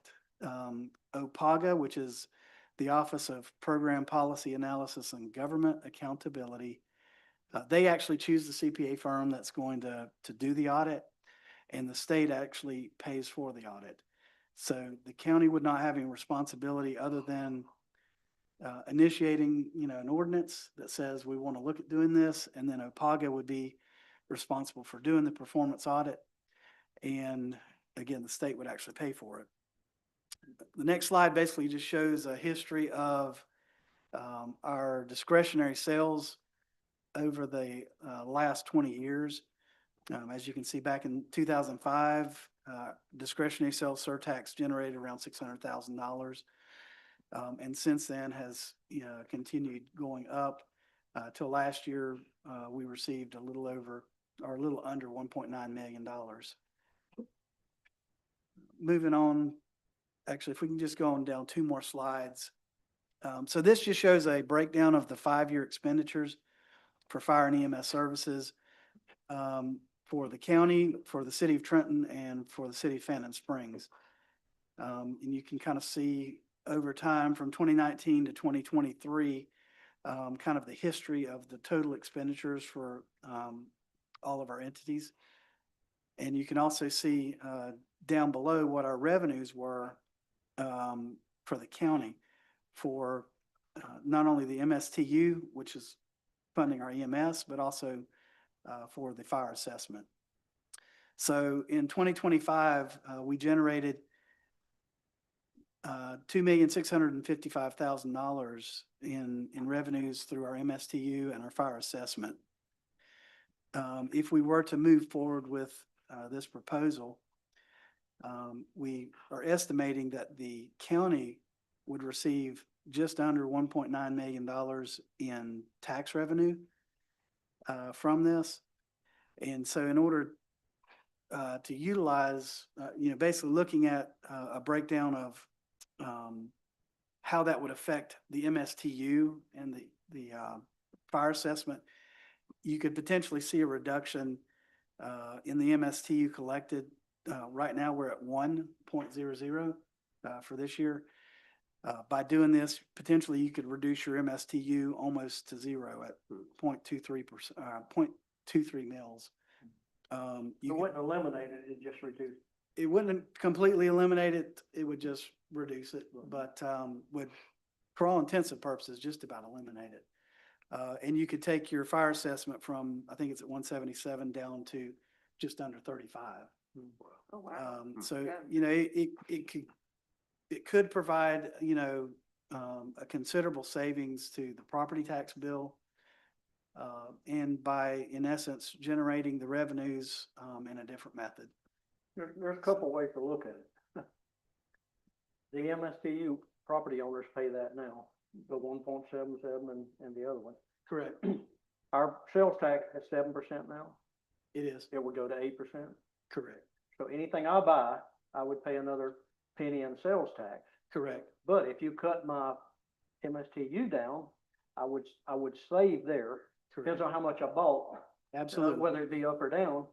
But And- the plus about this is anybody from out of county, out of state, anywhere that bought anything would help us fund this department by Correct. paying that 1% sales tax that's dedicated to this. So Absolutely. if a lot of our business was from out of state, and our tourist development board indicates that we do have a lot of, Correct.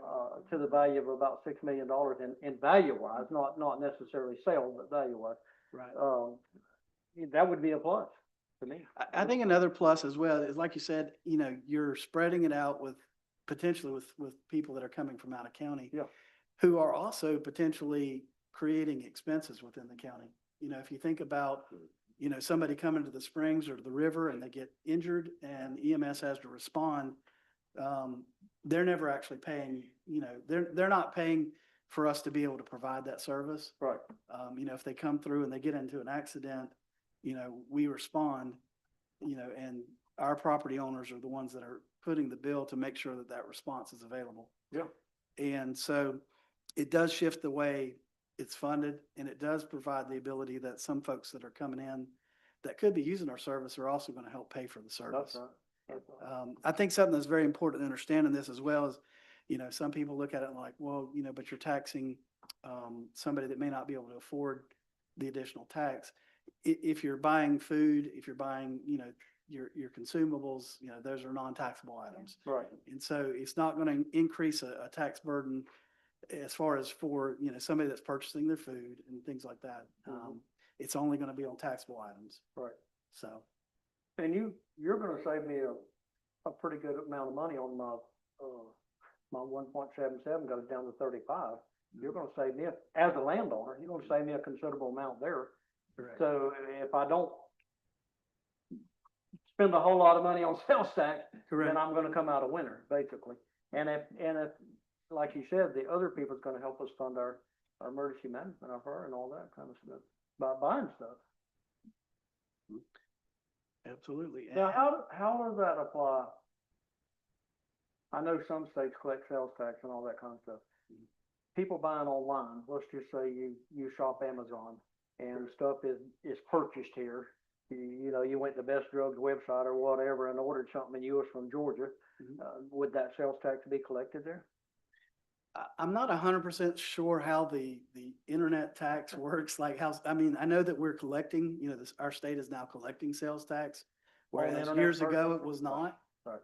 But I'm not 100% certain about, whenever, I go online and I purchase something through Amazon, for instance, where is that sales tax going? Well, doesn't the state of Florida, They do collect it, yes. collect it and they divide up? By- But correct. the sales tax, Mr. Brown's finance director, the sales tax depends on where the item is actually delivered and whether there is a nexus there in that. That's right. So if there's a nexus and it's delivered to your home, then that tax is gonna be, Right. applied to you. Now, if the person in Georgia, then we're talking about a different state, they're gonna have to have a nexus there, but in other words, there might be a Best Buy. If they're buying from Best Buy is gonna charge you whatever the local tax is. Right. Because that's what they file. Right. Okay. So the stores in Florida, Mhm. Best Buy pays sales taxes to the state of Florida. Right.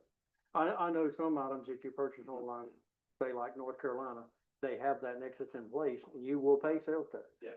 But then you may go to another company or even another state, and they don't have that in place, so they don't charge sales tax.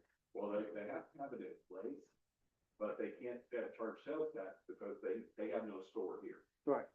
So if they don't have a store here, it's just like me buying it in their store. Right. But it is determined, the state sales tax though, correct, is determined by where it's delivered. If it's delivered to your home, Right. then you're gonna pay sales Sales tax tax, right. because Yeah. you've got. Yeah. it's- Right. I see what you were saying, yeah. Yeah. One of the things that we noted in our last discussion, and if you look at that graph of when you had the increase, a lot of that increase hit when the state of Florida put a tax on home delivery, on online orders. Yes. And that's when you see a spike start going up. And the sales tax is around that time, because for, I don't know, a few years, you didn't pay sales tax on online orders in Florida.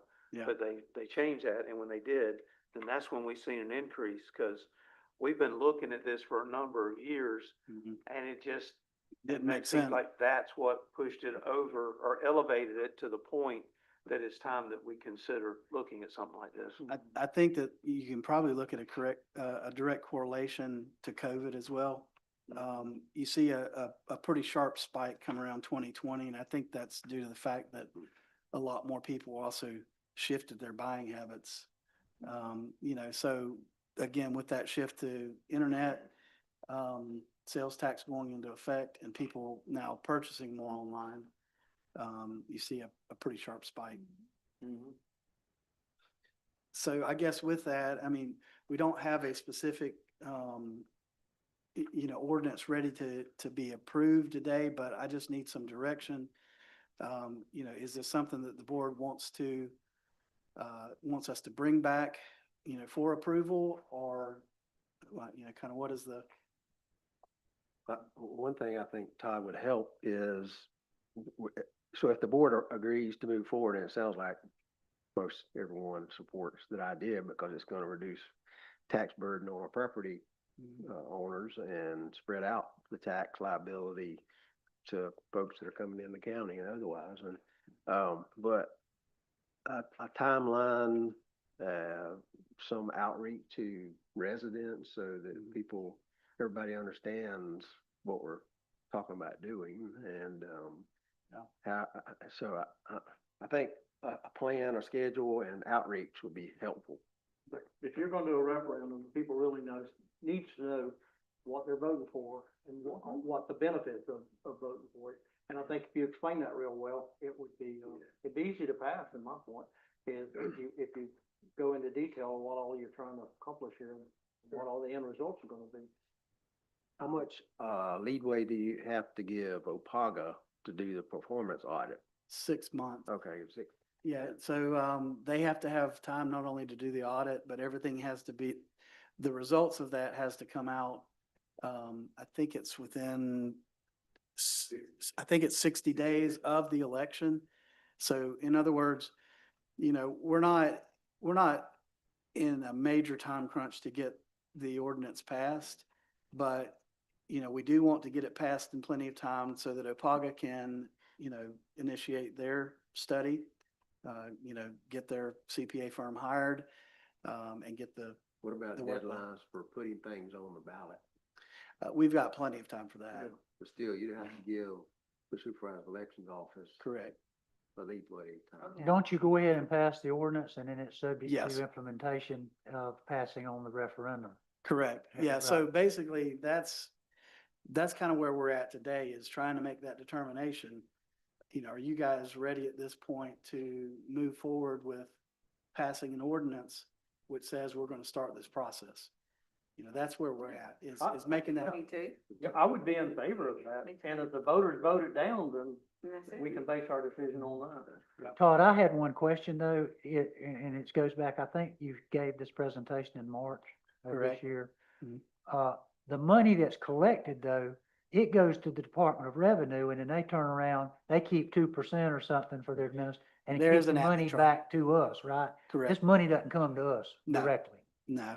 It all It's- goes through Tallahassee. Yeah, like it goes the- through the Department of Revenue. Like the telecommunication service tax or some of that stuff, they hold it, they pay it out to the different people. Kinda like the Is that bed right? tax now, That is right. about like the bed tax now, the tourist development tax that we collect, it goes to them and then they That's correct. send it back. So I'll make a motion to approve to move forward. Move forward, okay. Okay, do I have a second? Second? I have a motion from Commissioner Sharon Laker and a second from Commissioner Smith that, we instruct, the clerk of court, Mr. Todd, to move forward with the emergency fire rescue service and facility surtax. Come up with a resolution, that'd be the first step. An ordinance, yeah, so we'll bring back an ordinance, you know, so that'll be the next step, is we'll bring an ordinance. You know, the board will vote yes or no, and if that approves, then we'll submit to APAGA that, you know, we need to have our study done, and they'll try and get it scheduled and move forward. Okay. Any more discussion?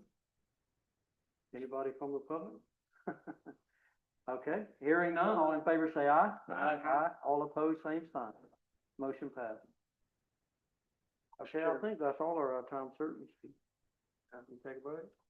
Yeah, okay. All right, Bobby, back to you. You mind if we take a break? Yeah, no, go ahead. We'll take about a 5-minute break. Don't need one, but Hey,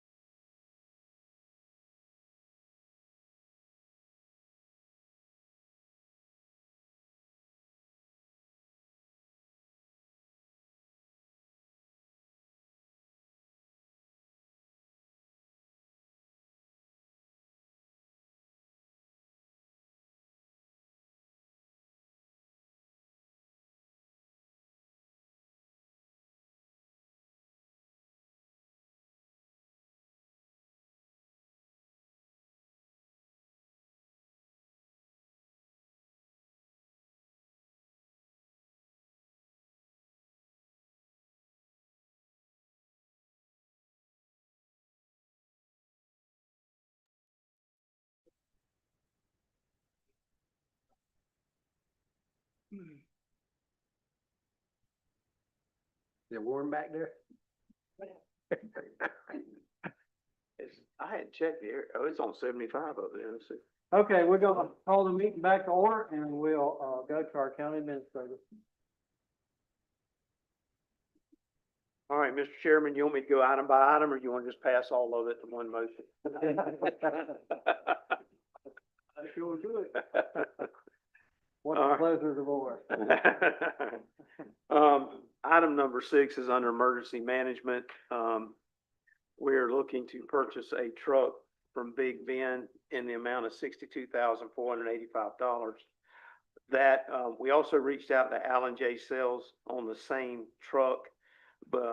Big Ben is not on a contract, but, Allen J's is on the Sourcewell, and the price for the same truck was $63,829. So you can see Big Ben is a little bit lower than as far as a bid requirement being met. One of the purposes for this truck, if you know, we've started replacing the emergency management truck about every 3 years or so. And some of that reasoning being is we're kind of to a point with that budget, it's not a point that we like or we're favorable of, but we're required to spend that money or we don't get it back the next year. So we've been using that to purchase some of the trucks and then take the current emergency management truck, move it in another area, which helps us reduce pulling money out of our general account. So what we're looking to do is purchase this truck. It would be, the way we want to do this is a little different this year, though. We would put down right around 22,000 approximately, and then we would finance the remainder over probably 2 years, maybe 3, but more than likely probably 2 years. Just so you know what would happen in the way we're kind of doing this, so it kind of helps us, not have to pull a lot of money out of other departments and stuff for trucks. The current vehicle that is used in emergency management would actually go into EMS fire or probably as an assistant chief truck. And then the assistant chief truck, which only has about 85 or 90,000 miles, would be transferred into our maintenance department. The reason for that is to keep our newer, better trucks for emergency response. But our maintenance truck, the truck it would replace is a 2005 Ford that's got around a little over 260,000, 270,000 miles on it. That particular truck, we've been started having a lot of issues with. We had it in the shop last month and I'm not sure what was wrong with it, but they had the hood up on it the other day. We pull a trailer with mowers. This is one and inmates on a regular basis. And I know they've been having some trouble with it wanting to run hot. We think we may still be able to use this truck because when you don't have a load behind it, it seems to do okay, but we need to pull a load with it almost every day, the trailers. And we probably could transfer it into a position where it's just drove to a piece of equipment or not pulling a load. So that's kind of the plan for that truck. But that's the reason for this. One, it's a good way, as you know, we can use that funding because if we, like I said, if we don't spend it, they reduce our grant the next year. So. Yeah, sounds like to me, the real advantage is you're keeping first responders in newer vehicles. And also you're able to use it somewhere else than replace the vehicle. So I'd support. The way we move them down, and you know, the great thing here is that the main one we're trying to replace is it's 20 years old. Yeah. And we're still thinking we might can use it just to drive to a piece of equipment, you know, to get out and get on a road grader or maybe even if we need something in Hart Springs, you know, working right there in the campground, that type of thing. But yes, but the good thing, we're trying to keep the newer vehicles on our first responders just for the purpose of what they use them for too. Motion to approve the purchase. Second. Okay, I have a motion from Commissioner Thomas and a second from Commissioner Smith to approve the purchase of the, truck.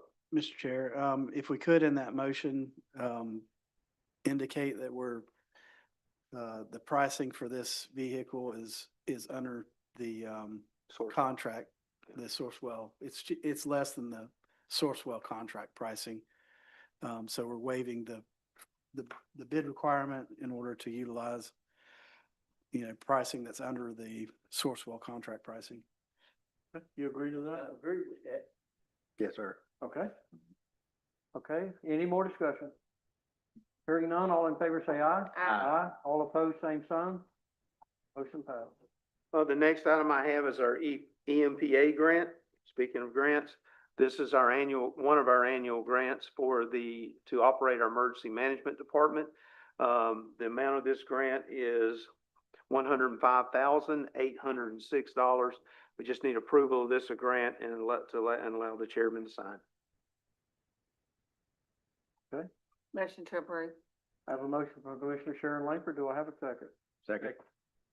Second from Commissioner Smith to, approve the grant. Any more discussion? Hearing none, all in favor say aye. Aye. All opposed, same sign. Motion passed. The next item we have is a Starlink, MOA. You actually approved this July 1st of 2024. What happened is, the state was sending this out through the Department of Management Services, which is DMS, and now they're sending them out through the Florida Division of Emergency Management, FDEM. So we felt like it would be better, since they changed that, if we brought it back and just had you reapprove it. There's no cost for the Starlinks. It's still all the same plan. We have to maintain them, keep up with them for 5 years. Something happens, we have to let them know. If we have to activate one during a storm or whatever, we do that through the, what's it called? Yeah, it's reimbursable. When we do that, if we did need to use it for any special reason, we could activate it and use it. The cost is $250 a month, unlimited, but that's also a fee that would be paid to emergency management. But we have activated one of them because we've had them for a year, just to make sure it worked well, and it worked real fine that month. You could probably run the entire EOC off of it if you had an internet issue or something. So as well. So, No cost to the county? no, sir. Okay, I mean, I was asked that question or not. No. I didn't see anything on there. So if Central Florida Central Florida Fiber or AT&T, I guess, whatever is providing our service is down during a storm, which is possible, this would be the backup. Yes, sir. Yep. And it will run the entire EOC just as efficient as what we have now.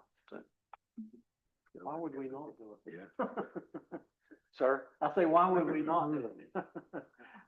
Yeah, I make a motion, we approve the MOA for the Starlink Okay. equipment. Okay, I have a motion from Commissioner Smith and a second from Commissioner Thomas to approve the, MOA for the Starlink services. Any discussion? Hearing none, all in favor say aye. Aye. All opposed, same sign. I think every one of y'all may have gotten a call from TV20. Do y'all want me to reach Yeah. back out to Do TV? you need her number or you? No, ma'am, I haven't. Thank you. I was gonna get with you after. Would y'all? But So- can we, I think it would be helpful to send a thank you to Kevin Guthrie, is it Kevin Guthrie at the state emergency management, or even the governor, thanking them for this kind of equipment. Yeah. Especially at no charge. Absolutely. All right, we can do that. We've already taken care of the road department. That's Okay. done. My next item is under community paramedic. As you know, we've approved several of these now. It's a memorandum of understanding. So this one is actually with Haven Hospice. It's no cost to the county. It's just so that we can work with them when we have needs with, the citizens that we work with. And, as the grant that helps fund community paramedic requires us to have these agreements with Haven and them as well. So we just need an approval to approve this MOU with Haven. Motion to approve memorandum of understanding. Okay, take it. I have a motion by Commissioner Sharon Langford and a second by Commissioner Thomas to approve the community paramedic, MOU. Is there any more discussion? Hearing none, all in favor say aye. Aye. All opposed, same sign. Motion passed. The next item is under item 9, fire EMS. It's a grant for $184,500. If you remember, we spoke about that when we were talking about purchasing some of the the recent ambulance. So this will allow us to accept the $184,500. In reality, we need to, and help me with this, Duke, what's your Latin term? We need to, Pro tunc. no, proton. I let him handle the Latin. But this was required that we actually accept it, and we got with the chairman before June the 30th, or we couldn't receive the money. We had previously talked about it in the board meeting that we were getting it, so we didn't have a special meeting for it, but this is the $184,500 that'll go towards the purchase of an ambulance. But, I don't think that, I think that's the older contract though that's hooked to that. I think there was one that James had sent me that I approved and sent back to James. I think that was the original one that we didn't correct and it's hooked on. But you wanted to change from Gilchrist County Fire Rescue? Yeah, They won't change it. okay, well, then And let me explain to you why, I don't know, we don't know when this happened, but our ALS has always been set up, our ALS license, as Gilchrist County Fire Rescue. So they send the grant as the same thing the ALS is, okay, okay? okay. Yeah, cause it was a while back that I sent that to Right, James and then I right. noticed it was the same one Yes, sir. and they won't change it. No, sir. Okay. No. So you need to make sure that's correct. Please. Okay, I have a motion by Commissioner Thomas. Do I have a second? Second. I have a second from Commissioner Sharon Langer to, accept the EMS grant for the ambulance for $184,500. Any discussion? Hearing none, all in favor say aye. Aye. All opposed, same sign. Motion passes. The next item I have on here is a contract with Everest to help with the billing with EMS. We have currently been working and have a contract with Everest, and they help us verify insurances and addresses.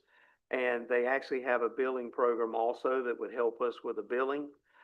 We'd like to look into moving into services with them. What they will do is they charge us 5% for the billing, but the 5% is only charged on what we collect. So if they bill out $500,000 and we collect 300, we only get charged on the 300. And they will actually, like I said, handle our billing. We will still need to assist them. The county will still be receiving the payments and posting the payments. And then if there's any question on any of the billing, then our personnel will work with them to assist them in getting that billing correct. How, sorry. Did we bid this? Was this bid out? This was not bid out. Pardon me? No, sir, it was not bid out. It was or was not? Was not. Why not? Does it have to be?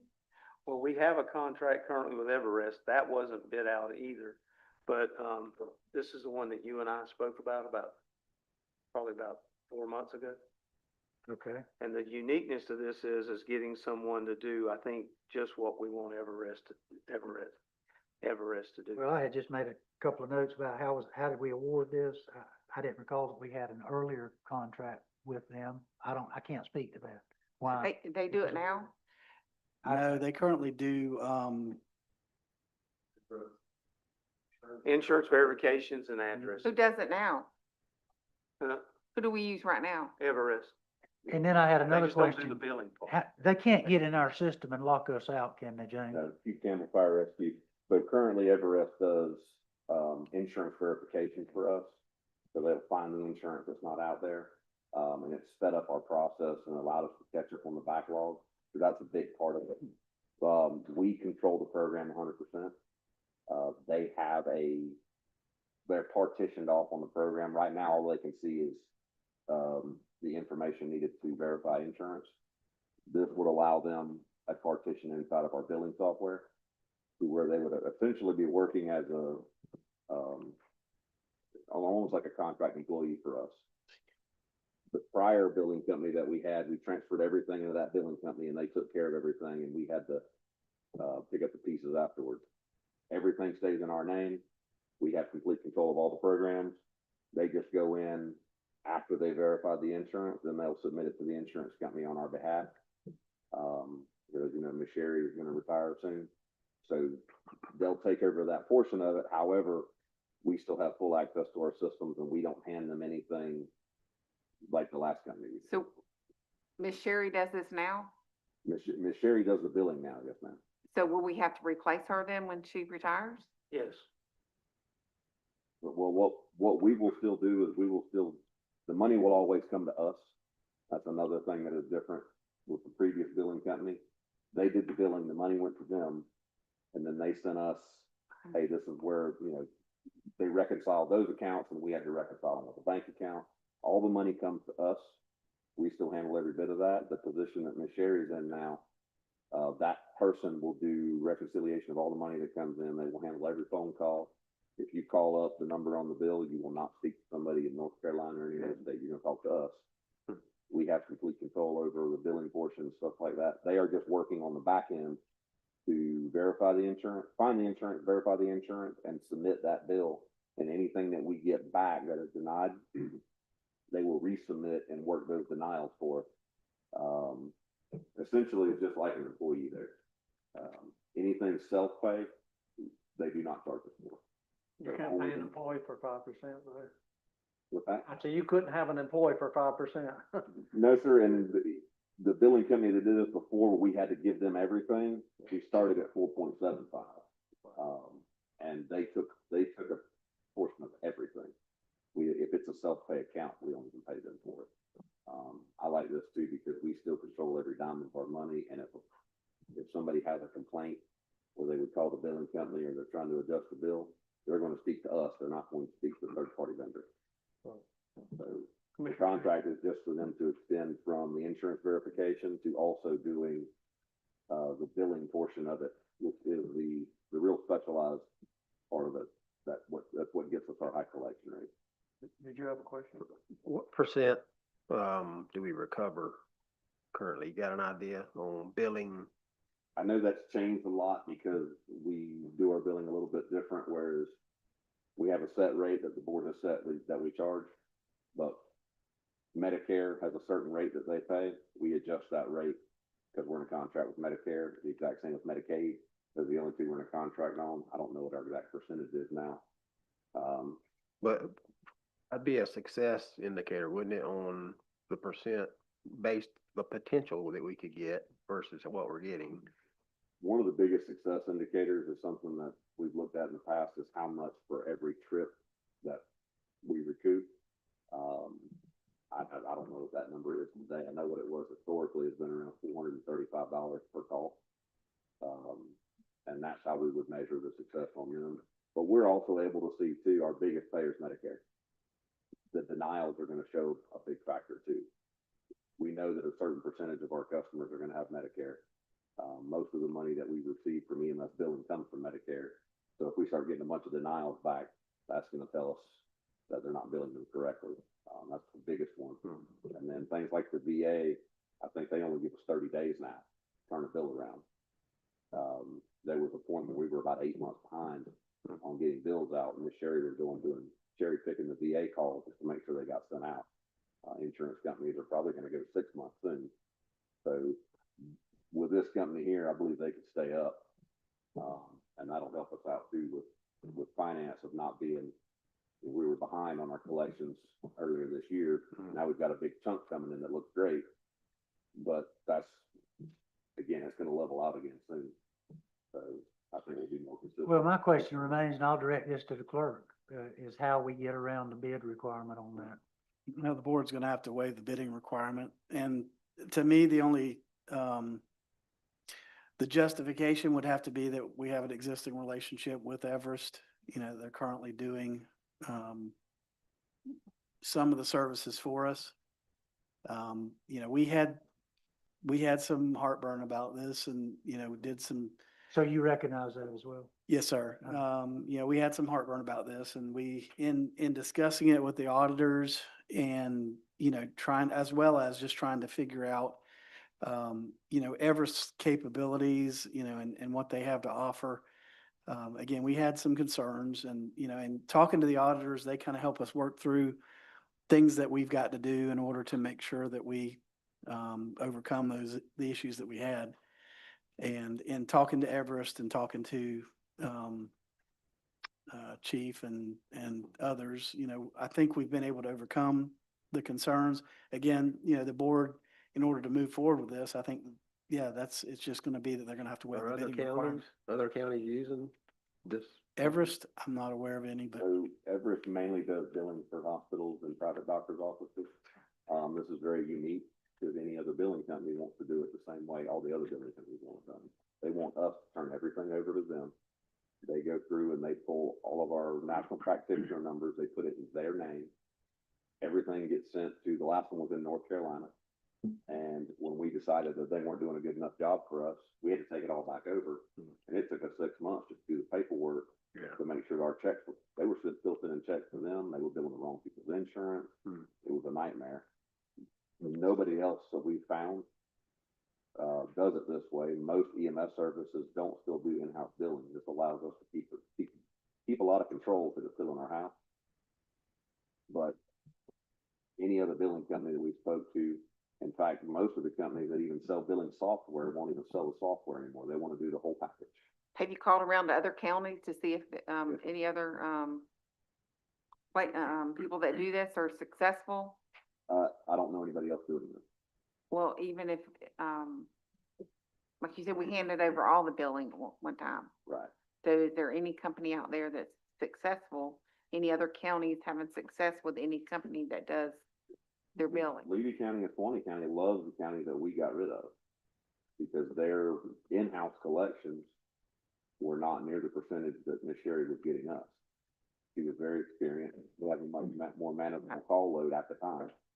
And so when they doubled what they collected, they were over the moon. Swanee County doubled what they collected and was collecting just a little bit over what we were collecting. Swanee County was a lot more calls than we were. So they love those places, but when it come down to it, we took a pretty big hit with them because they were not able to get us what Ms. Sherry did.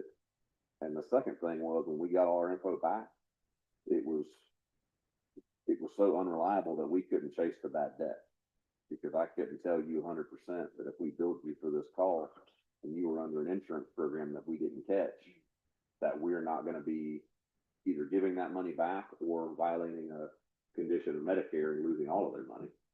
So James, if we don't like the way this works out, from what I'm reading, we can terminate this on 60 days prior written notice to Everest. correct. Okay. That's correct. And the biggest part about this though is if we terminate them, we don't have to, all I do is shut down their usernames in the system. We don't have to contact Medicare, Medicaid, or any insurance company. We don't have to change the bank accounts or the billing addresses or anything. You're sending the information to them that they process, they're not in your system. They have an access into part of the system, but we control their access. Okay. So they are basically. They can't lock your system down. No, sir. They're a user. I'm an administrator. I got you. The clerk's office has done security checks for that. Okay, okay. Oh, well, I know it, since I've been on the board, we've I had know it. trouble with election and billing, so if they get over the top a little bit, I'm all for it. I think it'll give us what we were looking for before is the backup of we've got a larger company with people who understand this.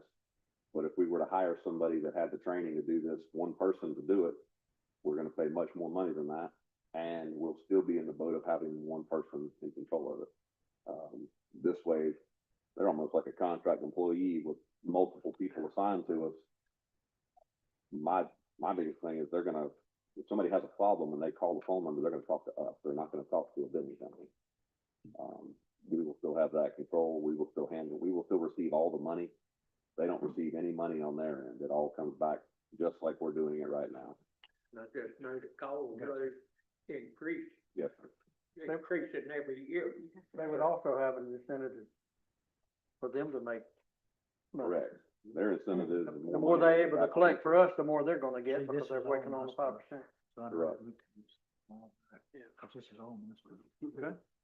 I make a motion to enter the contract with Everest. Everest? Okay. And you're gonna include in there that we're gonna wait the bid process? Waiver bid project, because we already deal with Everest. Okay. Do I have a second? Second. I have a motion from Commissioner Thomas and a second from Commissioner Smith to enter into the Everest contract, and waive the bid requirement. Any more discussion?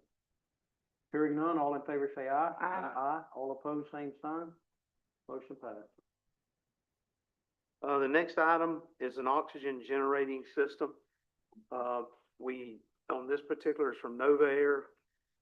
Worked with this company. The net price with delivery and all is $108,336 dollars. We have a sole source letter. I've shared that letter with Mr. Newton as well as Mr. Lane on the sole source. This is also a system like Dixie County actually has a system as well. And the reason we're wanting to move into this is we would be filling our own oxygen bottles. Right now, if we stay on track, we're going to spend roughly $32,000 this year with a company buying oxygen from them and them swapping it out. So at this rate, in about 3.5 years, we would have the machine paid for. It may pay for itself quicker. We could start using more oxygen, which could cost us more money, but we'll be filling our own oxygen bottles and in-house, and in that, we'll take the money we've been sending to this company and we'll use it to pay note for the machine as well. One of the questions that was asked to me is, how long do bottles last? So I got with Chief, and those, the smaller bottles every 5 years, you have to have them checked. The larger bottles every 10 years, you have them checked. So, you know, they will have to be checked every so often.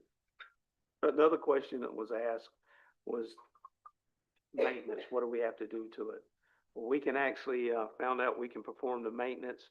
There's a kit you buy that you go in and you do it yourself for about $500 or $600. That's the first year is actually included in here with it. So we have that for that year, but we would be able to fill these ourselves and all.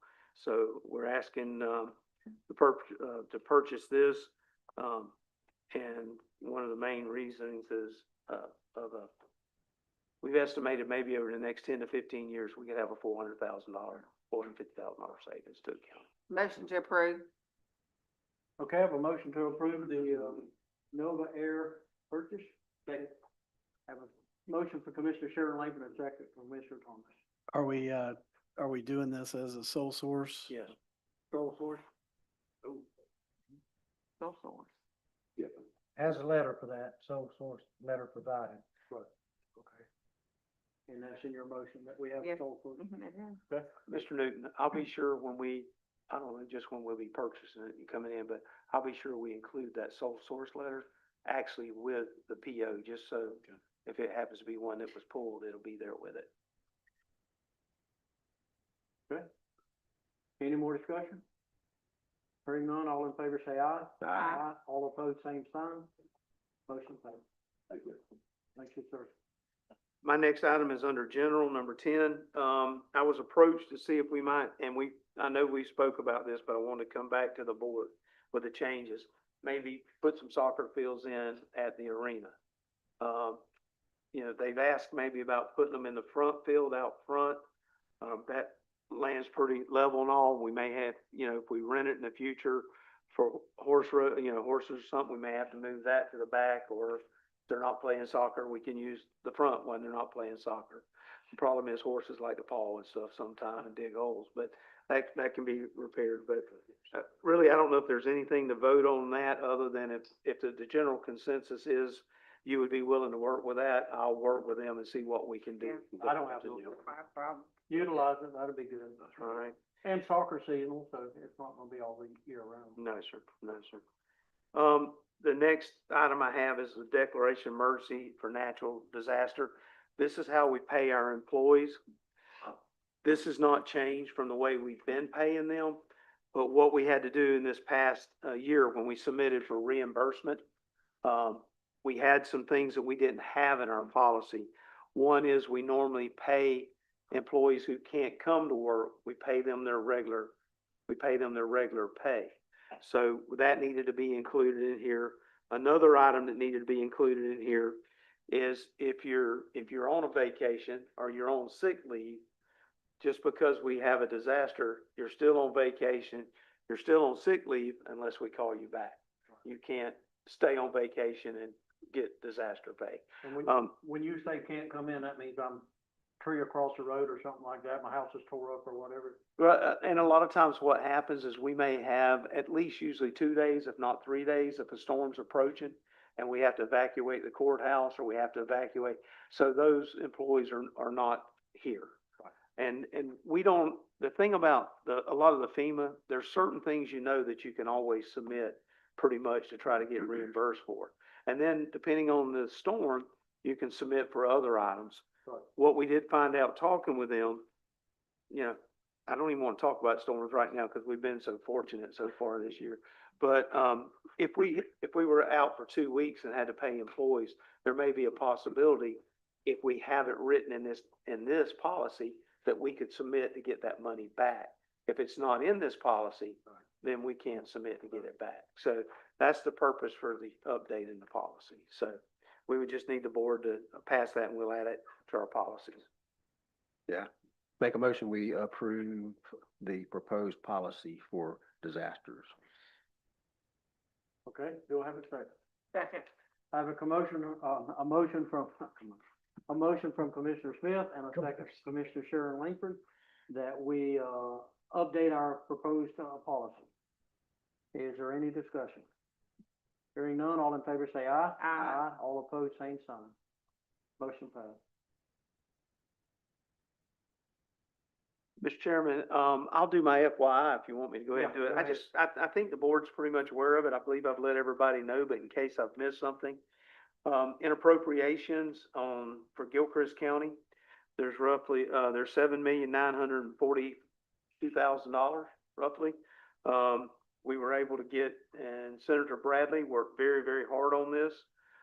I was hoping we'd get 2 million this year and 2 million next year for our solid waste. She was able to get us a little over $4.2 million this year, so. I think our commitment helped on that too, though. Yeah, I really did. it did. It helped a lot. She said that made it a lot easier. There's certain funding that just goes for fire apparatus, fire rescue equipment. We've got, 1.3, almost $1.4 million in that. 400, you approved in one of our previous meetings, a squad truck for 300 and around 80,000, I think. 400,000 of that will go towards that. So now that squad truck is paid for by appropriations. The other device is a device that will have to be ordered, and we'll be bringing that to you at a later date to get that approved.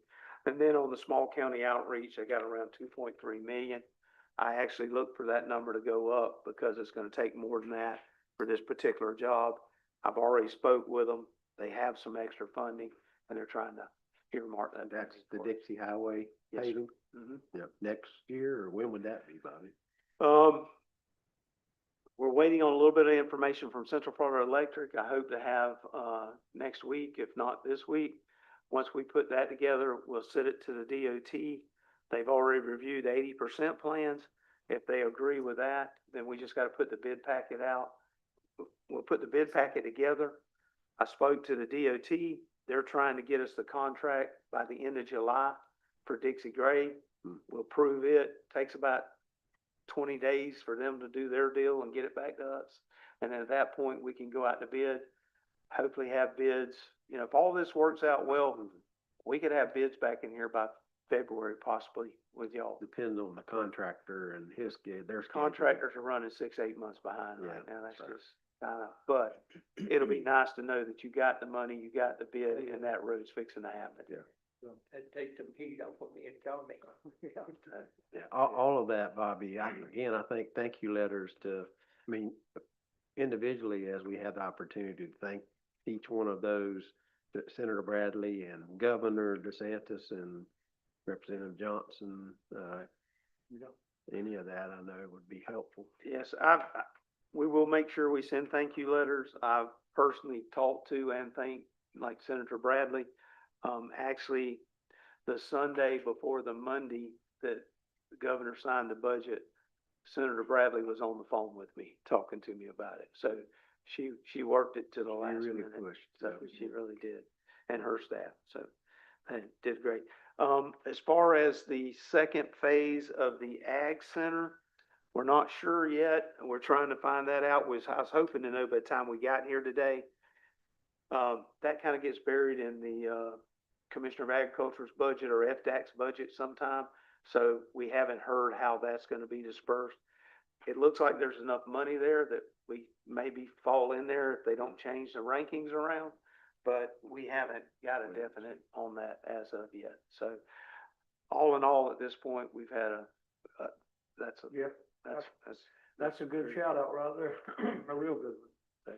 And that's all I have unless you have some questions for me. The other, just to mention, I know the sheriff helped when he's in Tallahassee with all these things, and I know all of us have tried to help, and I know Bobby, you, and so just a team effort on support and the folks in Tallahassee helping us. So that's a big deal for us. It is. Yeah.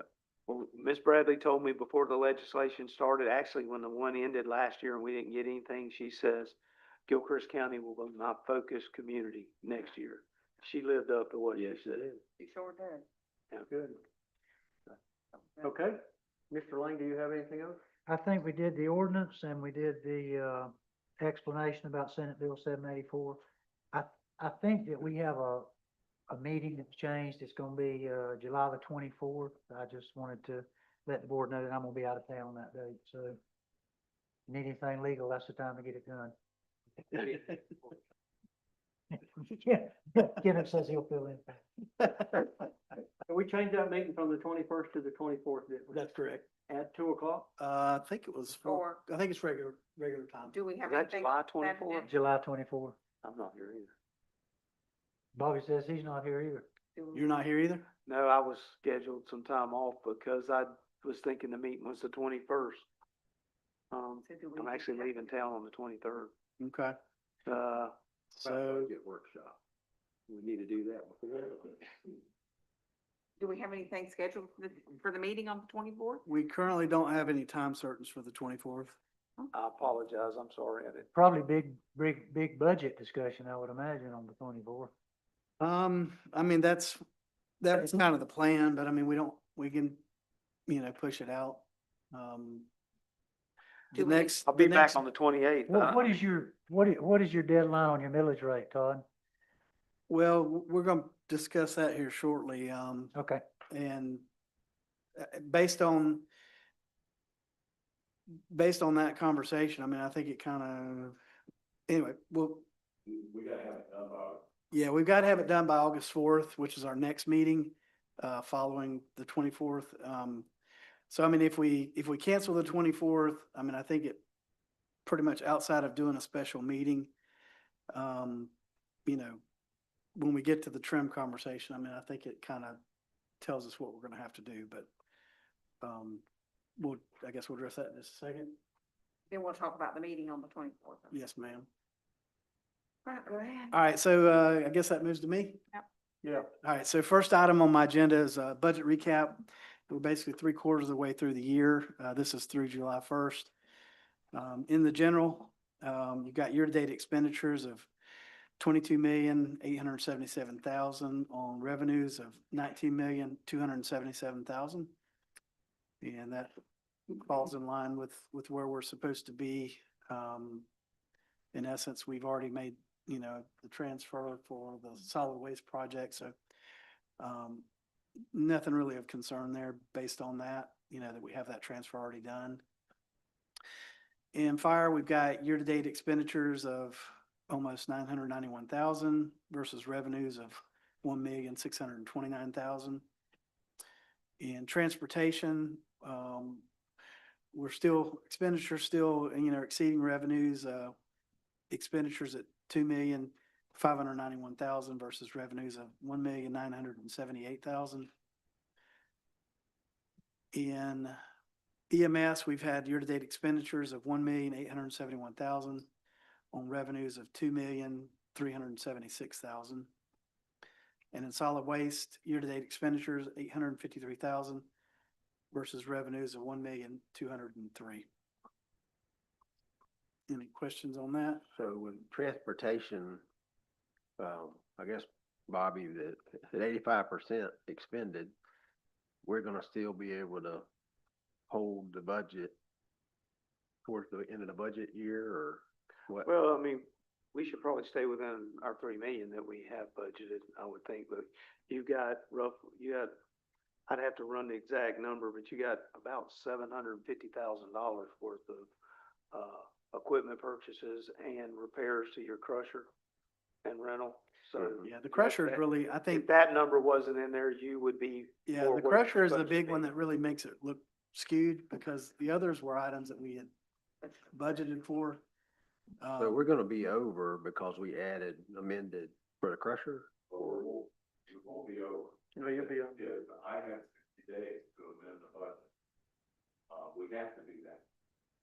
The appropriation come by Florida state law that says you shall appropriate what you are going to spend. So if you spend over that, you're gonna get a different tail from those auditors whenever they come in and say you're in compliance. We don't wanna do that. You're no longer That's gonna be right. in compliance. That's right. So I have 60 days by the end of the year, after the end of the year, to where I can bring a budget amendment here, get it passed and change the prior year's budget, make sure it's within budget.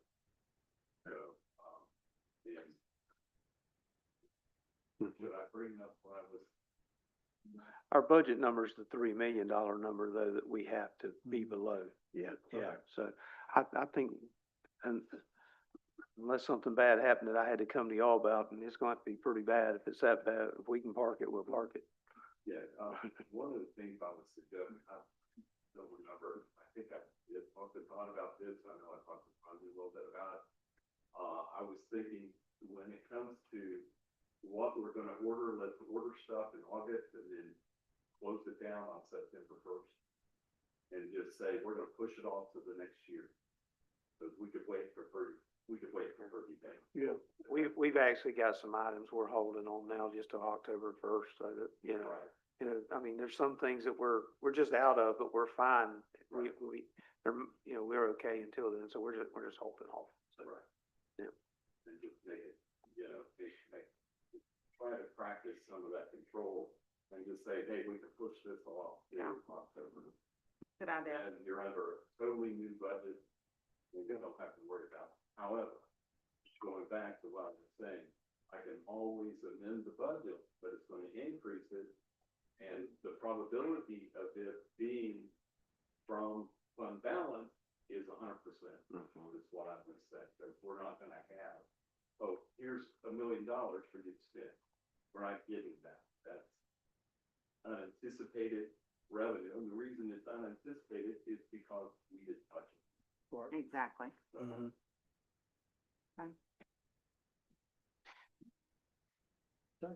All right. Good job. So the next item is, proposed trim.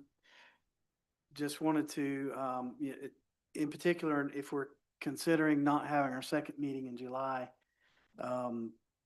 we were required to provide to the property appraiser the proposed millage rates, fire assessment, solid assessment, as well as our tentative budget hearing date. So I guess the question is, based on Mr. Lang and Mr. Crosby not being here on the 24th, is it the general consensus that we want to cancel the second meeting in July? I do whatever y'all want to do. Yeah. I'm flexible. I mean, I can do a workshop, I can do an emergency meeting, I do anything y'all want to do. Okay.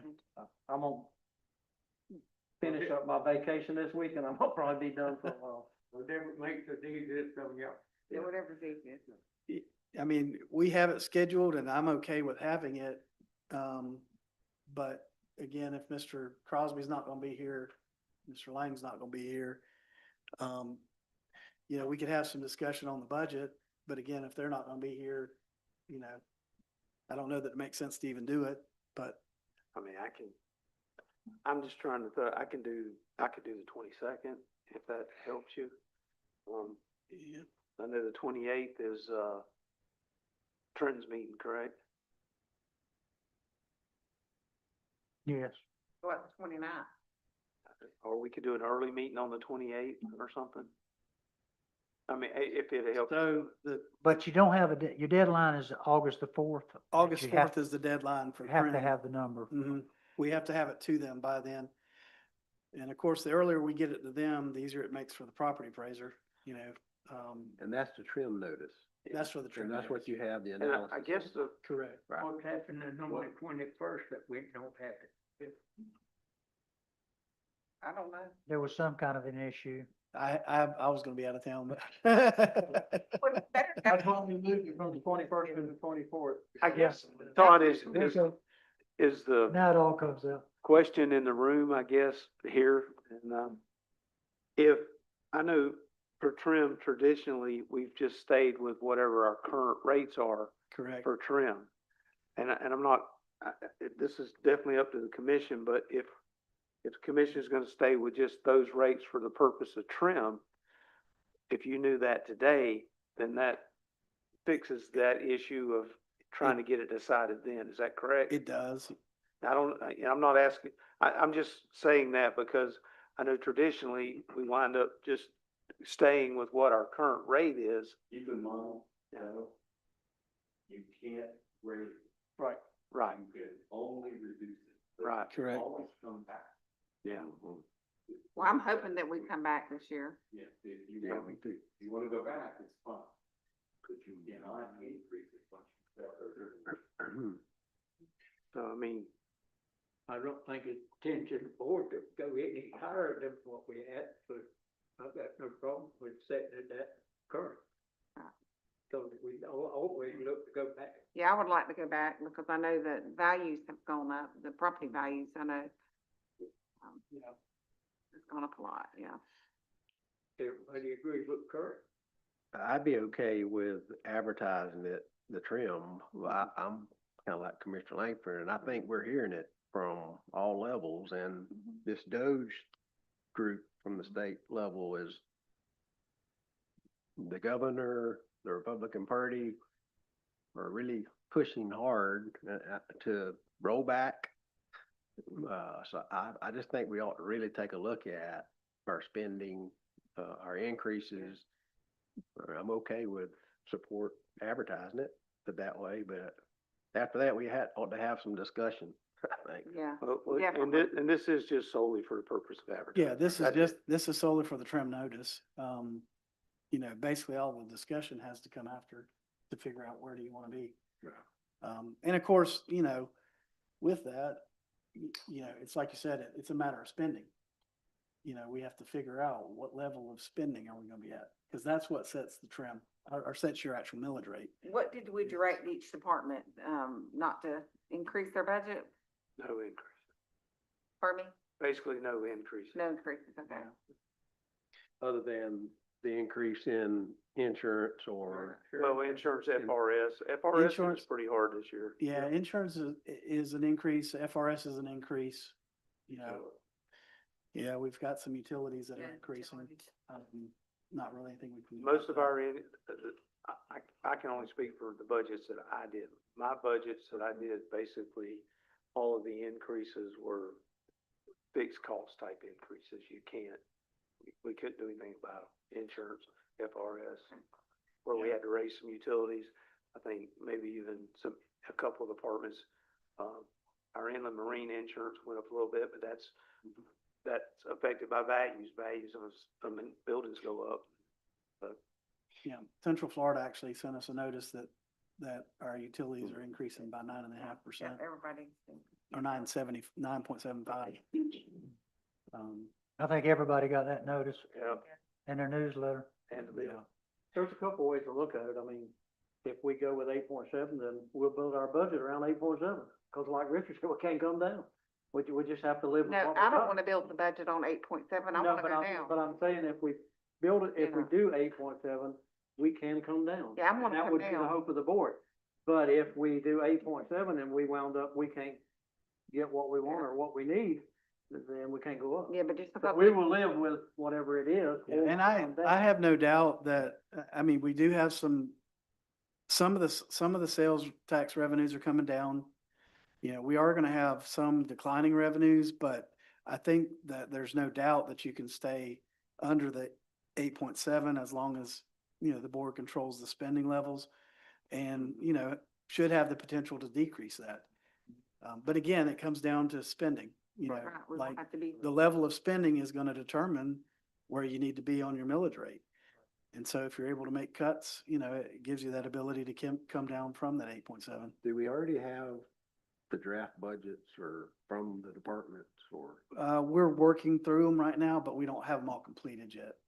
I'm just wondering if it would help, and maybe we already communicated this to everybody, what we're hearing from all levels Mhm. and the Doge committee at the state level and the boards,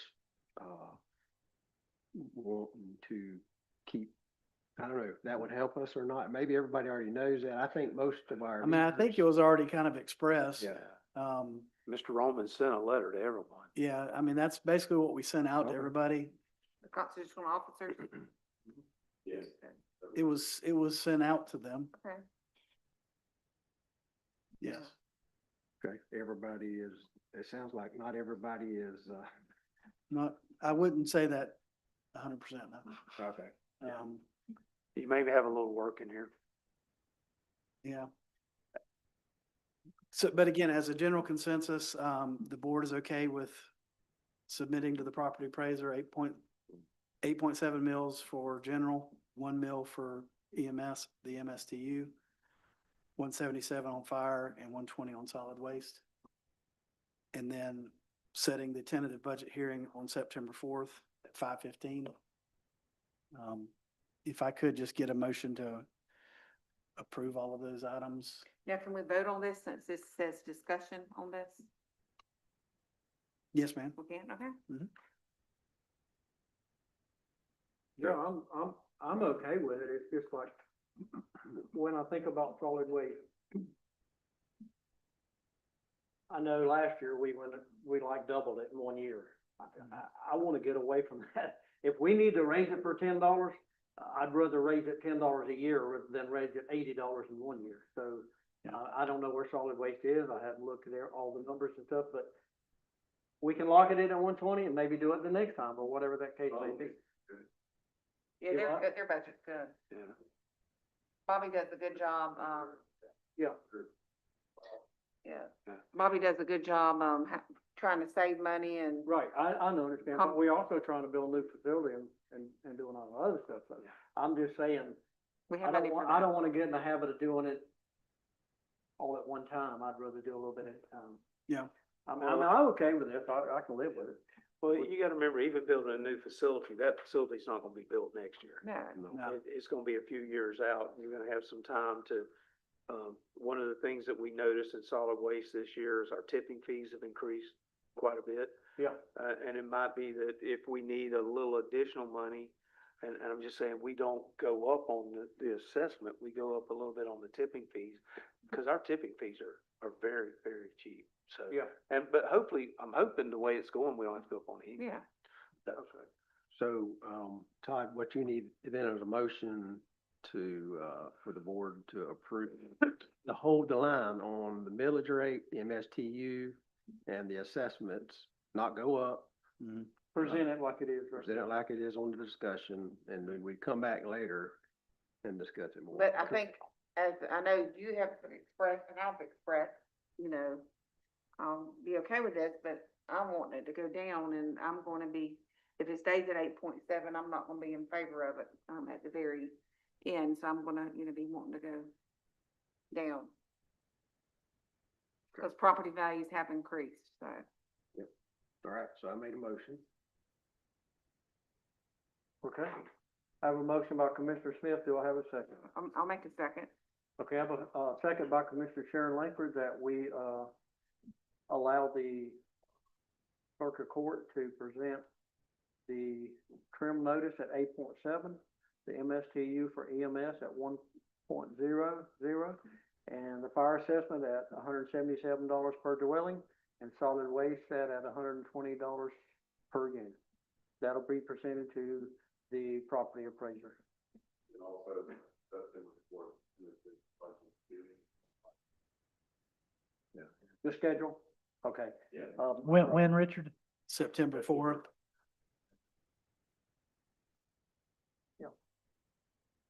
I can't see that far. Okay, is there any more discussion? Oh, so September 4th will be your meeting, okay. Yes, ma'am. And that would be our regular meeting as well. Yeah, that's better. A lot better. But we'll have budget workshops. Yes. Before then, and we'll come up with a schedule. Yeah. Yeah.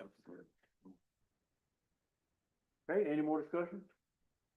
Hearing none, all in favor say aye. Aye. Aye, all opposed, same sign.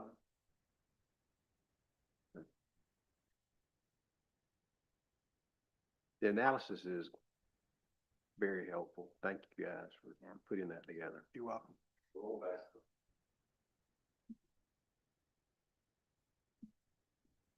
All right, so next item is, it's that time of the year where we need to, set our value adjustment board. We need 2 board members to serve, and we need to appoint a citizen member as well. Our citizen member for the last number of years has been, Miss Amy Owens. We have talked to her and she's indicated that she's willing to serve if the board would like her to. And so if the board agrees with that, I just need a motion to approve Amy Owens as a citizen member. Motion, Yeah. motion to approve Amy Owens as a citizen. Second. Okay, what was it? I'm sorry. Amy Owens to, appoint her as a citizen. Okay, Amy Owens, Yep, okay. So I have a motion by Commissioner me. Sharon Langford and a second by Commissioner Smith to appoint Amy Owens to the value adjustment attorney. Right? She's Board the member. citizen board The member. Board citizen, member, I'm she's a sorry, citizen. citizen board member. Citizen board. I'm looking at attorney and thinking something else. Okay, is there any discussion?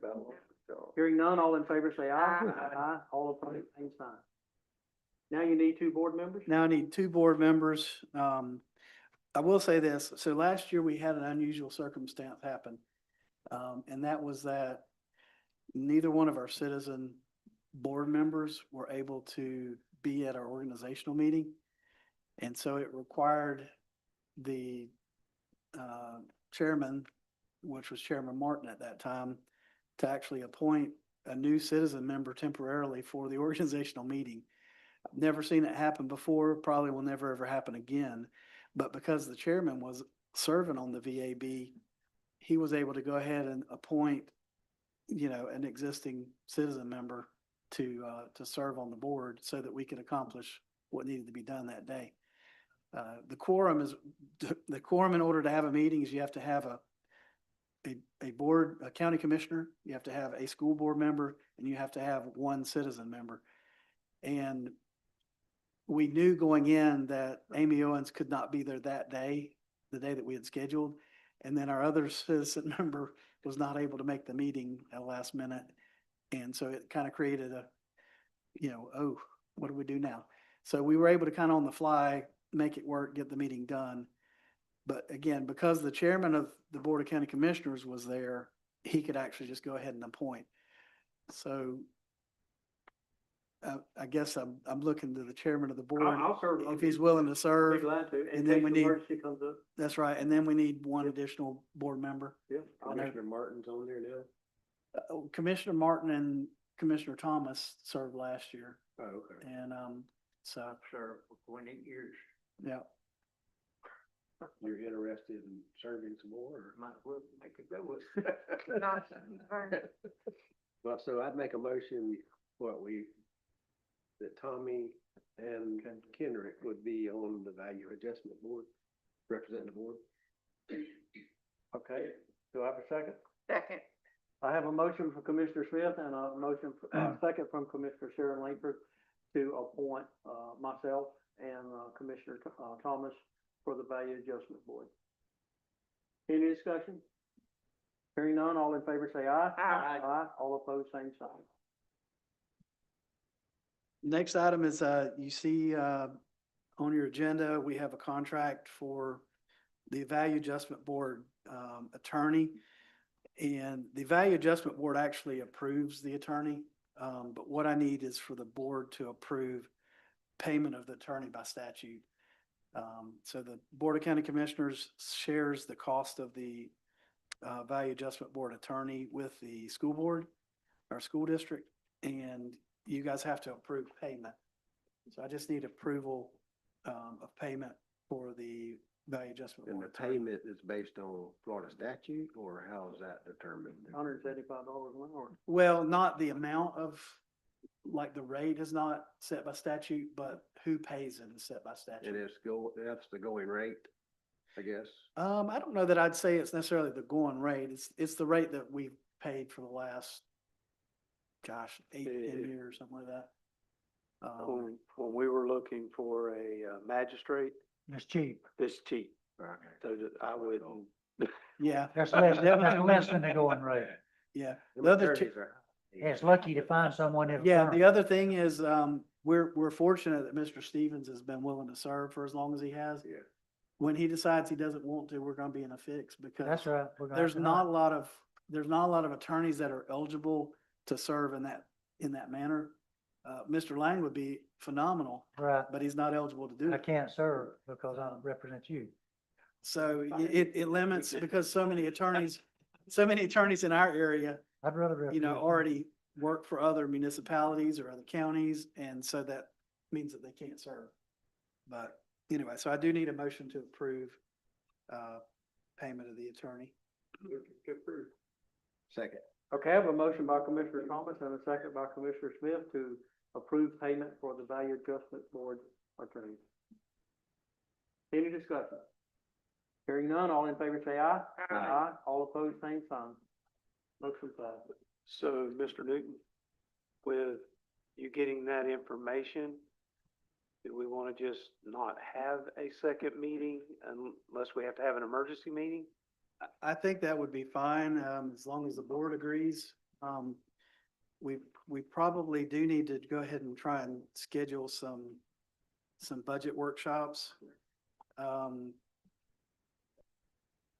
I was actually shooting for the 24th as the first meeting, but our first workshop, but since you guys aren't gonna be here, and unfortunately, I'm actually out the following week. Or is there some introductory kind of things that we gotta cover that it wouldn't matter if Bobby and Duke are not here on the 24th, or? Yeah, I mean, we could do just the general introduction to the budget. It just would kind of limit. I could try and get constitutional officers here. But it would kind of limit, I mean, I wouldn't really want to start moving into, Yeah, I would rather wait till they're here. I wouldn't want to move into board departments if Bobby's not Yeah, here, no. because, Yeah. And I'm actually creating, did that, state of the county last year, so I'm working on that too, so we can kind of show our achievements and what's coming, so I meant to tell you about that too, so if you'll leave me a little time in there for that as well. You wanna send us some dates, or? What about August the 5th? I mean, that's a Tuesday. so we have a board meeting on the 4th. Would we want to have something before it? Or we could wait until the 5th, 6th, 7th, I mean. Can we start at 3 o'clock on the 4th instead of 4? I'd say if we were gonna do it on the 4th, we'd probably wanna do it a little earlier, maybe 2. It's my We first. can't, okay.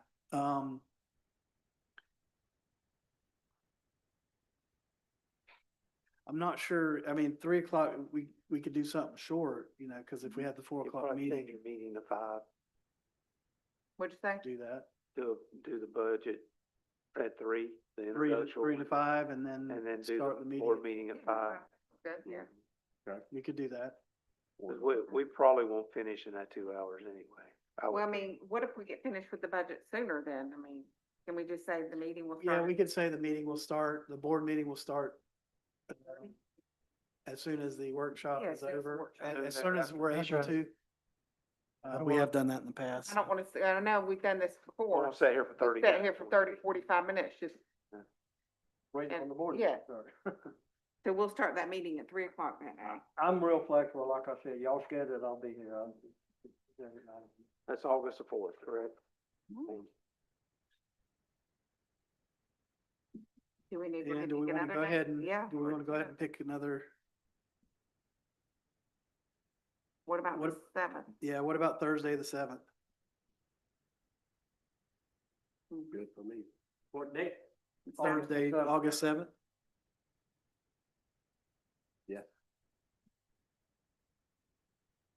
Is what now? getting open house on the seventh, and they haven't released times of what time they're doing it, and the elementary school did it relatively early last year. What about the fifth at 3 o'clock? The what, hey? Todd, Very we next day. could probably do that. We wouldn't be able to make any adjustments that was given to us on the fourth, Yeah, that's true. but we could still go through the other departments on the Yeah, fifth. I mean, we could do the fifth. I mean, it's And only then the do first the two meetings of adjustments December. after that. Can we do that at 3? 3 o'clock, okay? Okay.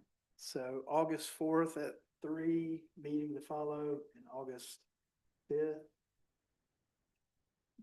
at 3. August 4th and 5th. Yep, at 3 o'clock. And then, do we want to go ahead and set a third? Okay. So it'll be the next week then? We could do the next week, yeah. Well, the 11th will be the city's meeting.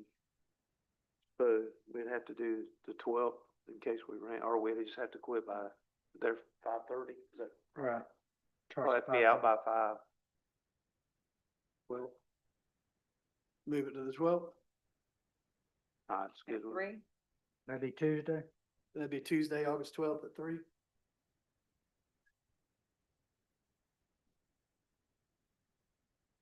And do we want to go ahead and set one more, or we just want to see how things are going?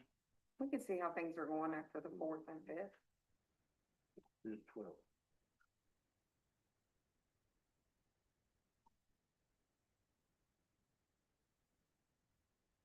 We'll have August 4th meeting, regular board meeting, August 18th, regular board meeting.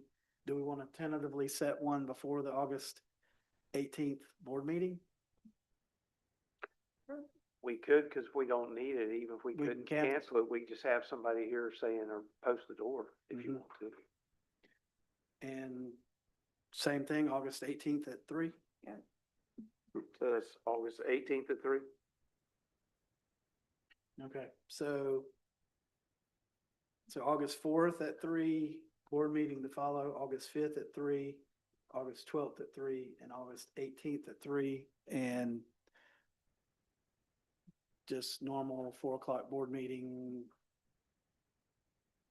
Yeah. Or do we I would wanna- advertise it the same way as I did Same on the thing? 4th. Okay, meeting to follow? Yeah.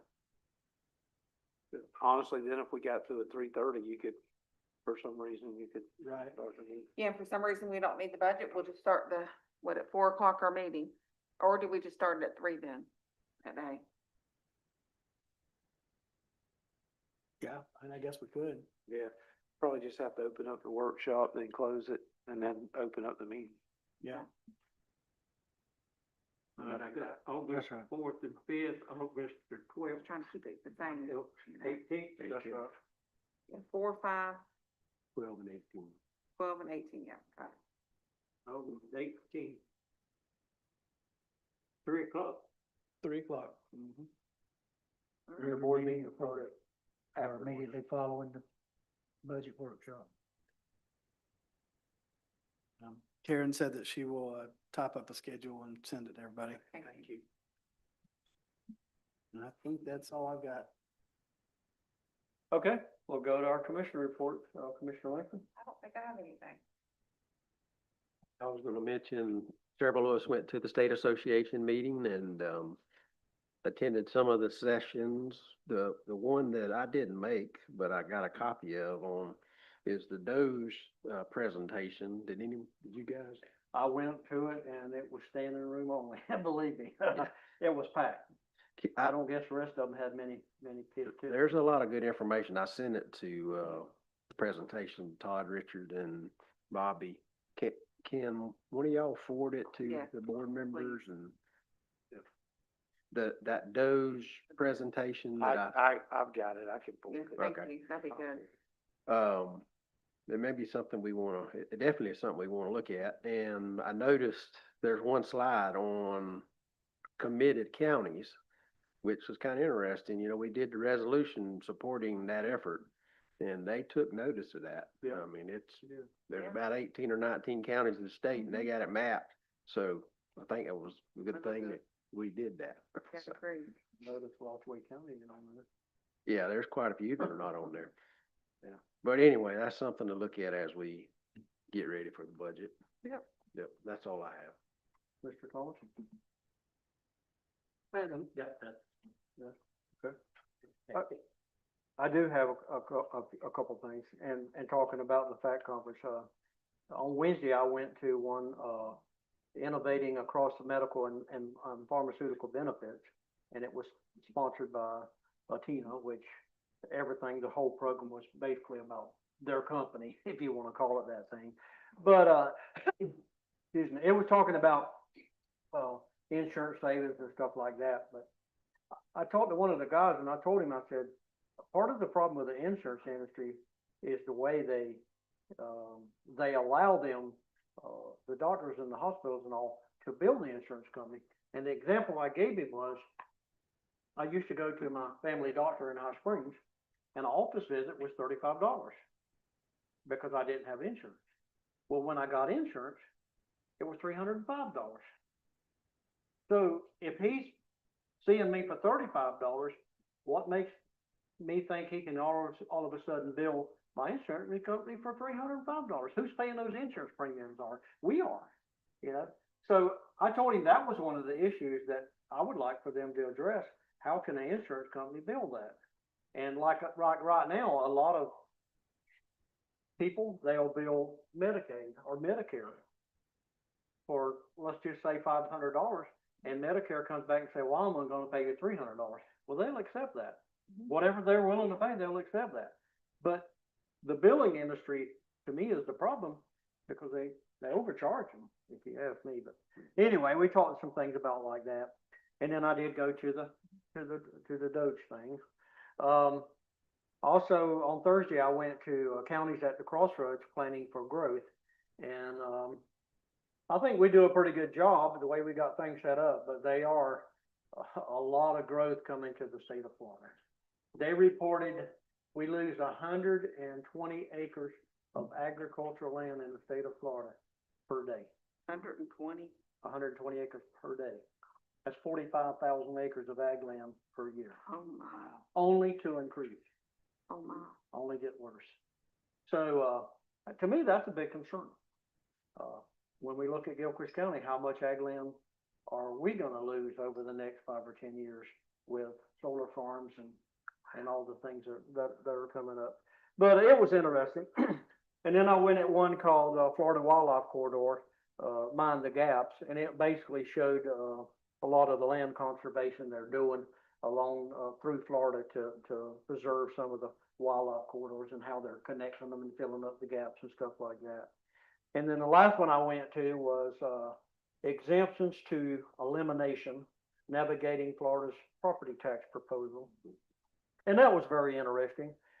The only thing they talked about basically was there's nothing for them to jump on right now because there is no real proposal. There's a lot of talk out there, but nobody's said this is how we want to do it. It'll be a referendum, and it will be, they pretty much said it will be on the ballot in 2026. Some form or fashion, it'll be on there. The discussion was to, of course, the governor wanted $5 billion in ad valorem tax relief, and the president of the Senate wanted $5 billion in sales tax relief, which he wanted to give a 0.75% sales tax relief, which would generate $5 billion. But they're going to come up with some way, whether it be a sales tax.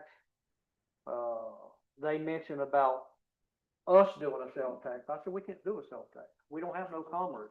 How would we raise $11 million on sales tax in Gilchrist County or any other small county? We wouldn't do it. There's no way. So I told them the only way I could foresee it was if they did a sales tax, put the money in a pot and let each county be reimbursed for their loss. In other words, the county would, if we collect $11 million in ad valorem tax, we would get $11 million in the pot to replace our loss. Otherwise, what else can we do? But they said there's going to be some proposals, there are going to be things, but right now they can't do anything because there is no proposal. But there was a good discussion. A lot of people had some good questions. It was well worth going to. Couple other things. I did, ride Gay Road and it's excellent. I'm really happy with it, Bobby. Yeah, they did a great Even job. the grass work, did you see how much grass work they done? Well, we had extra money in that job, so we knew with that type of soil out there, it'd be much better to grass it than leave it. Well, I was concerned about the drainage, but I think they addressed that really well. Normally, they put grass right alongside the steamer, by the pavement. They got it way out there. It looks good, looks real good. But I did get calls about speed limit signs out there, and I think, Bobby, you said Anderson, Columbia. Yeah, the sign company's running behind, but they'll, Can we, if it takes them a month or two, I mean, can our county department put something up or? let me find out what we can do, cause see, technically, I understand what you're saying, I'd have to get an approval, I think, from DOT, because that job is not ours right now. And if we go do any work, we set liability for anything that can And happen not on only that, that has to road. be done in accordance with And their it has to be DOT according to standards. But I will find out to see, but let me push them to Maybe get, we can get the sheriff's office to go out there and, I know you're out there some, the sheriff's office is, and this kind of monitor, that'll help as well. it's a nice road if you're chasing anybody.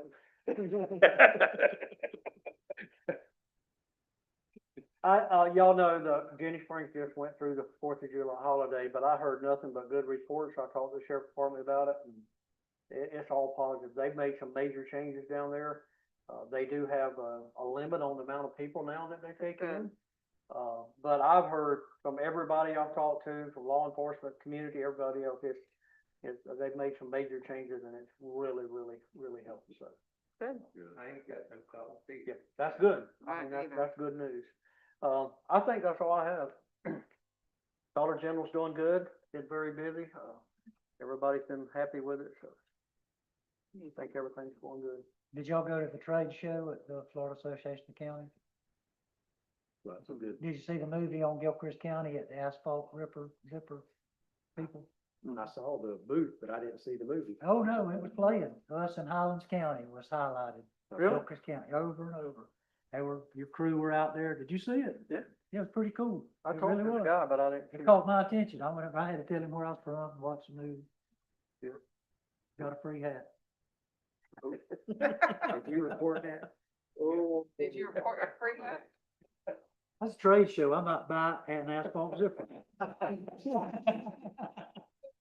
That was a $5 hat, you know. Hey, you know what, I tell you what I did tell him. I said, the only thing that's wrong with this asphalt zipper is it takes half of our crew to go out there and run the thing when we use it. Because our men are all dedicated. One runs the motor grader, one runs the crusher, one runs, they can't, if they leave, we shut everything else down. I think it's made a difference from some of our roads where it had you. We got some more we're fixing. Oh, to yeah, put. it's definitely made a difference on the roads. And not only the thing, it's an improvement because we were doing the same old thing over and over and over and over and over and over. And that's what people was not happy about. We made some changes and the roads are better. I know the Dixie Highway, since we rented that one last year, Bobby, and did that, the Dixie Highway, I get zero complaints on You that. can work it now. I mean, you can Yeah. actually work it. It helped it tremendously. But it was nice publicity for Gilchrist County, was. the movie. It really was. It done well. I'll see if I can get them to send it to me. I think a lot of credit goes to the supervision we have at the road department now, so the boys, I think, is because of interest in their performance too. I agree. You got good people. Okay. Okay, anybody have anything else? Just remember Texas. So moved. Remember Yeah, Texas. Yeah. What? Sad. Remember Texas. Texas. Oh, Texas. Well, there is no public participation, I don't guess. Motion to We adjourn. got one left. Any public participation? If not, I'll entertain a motion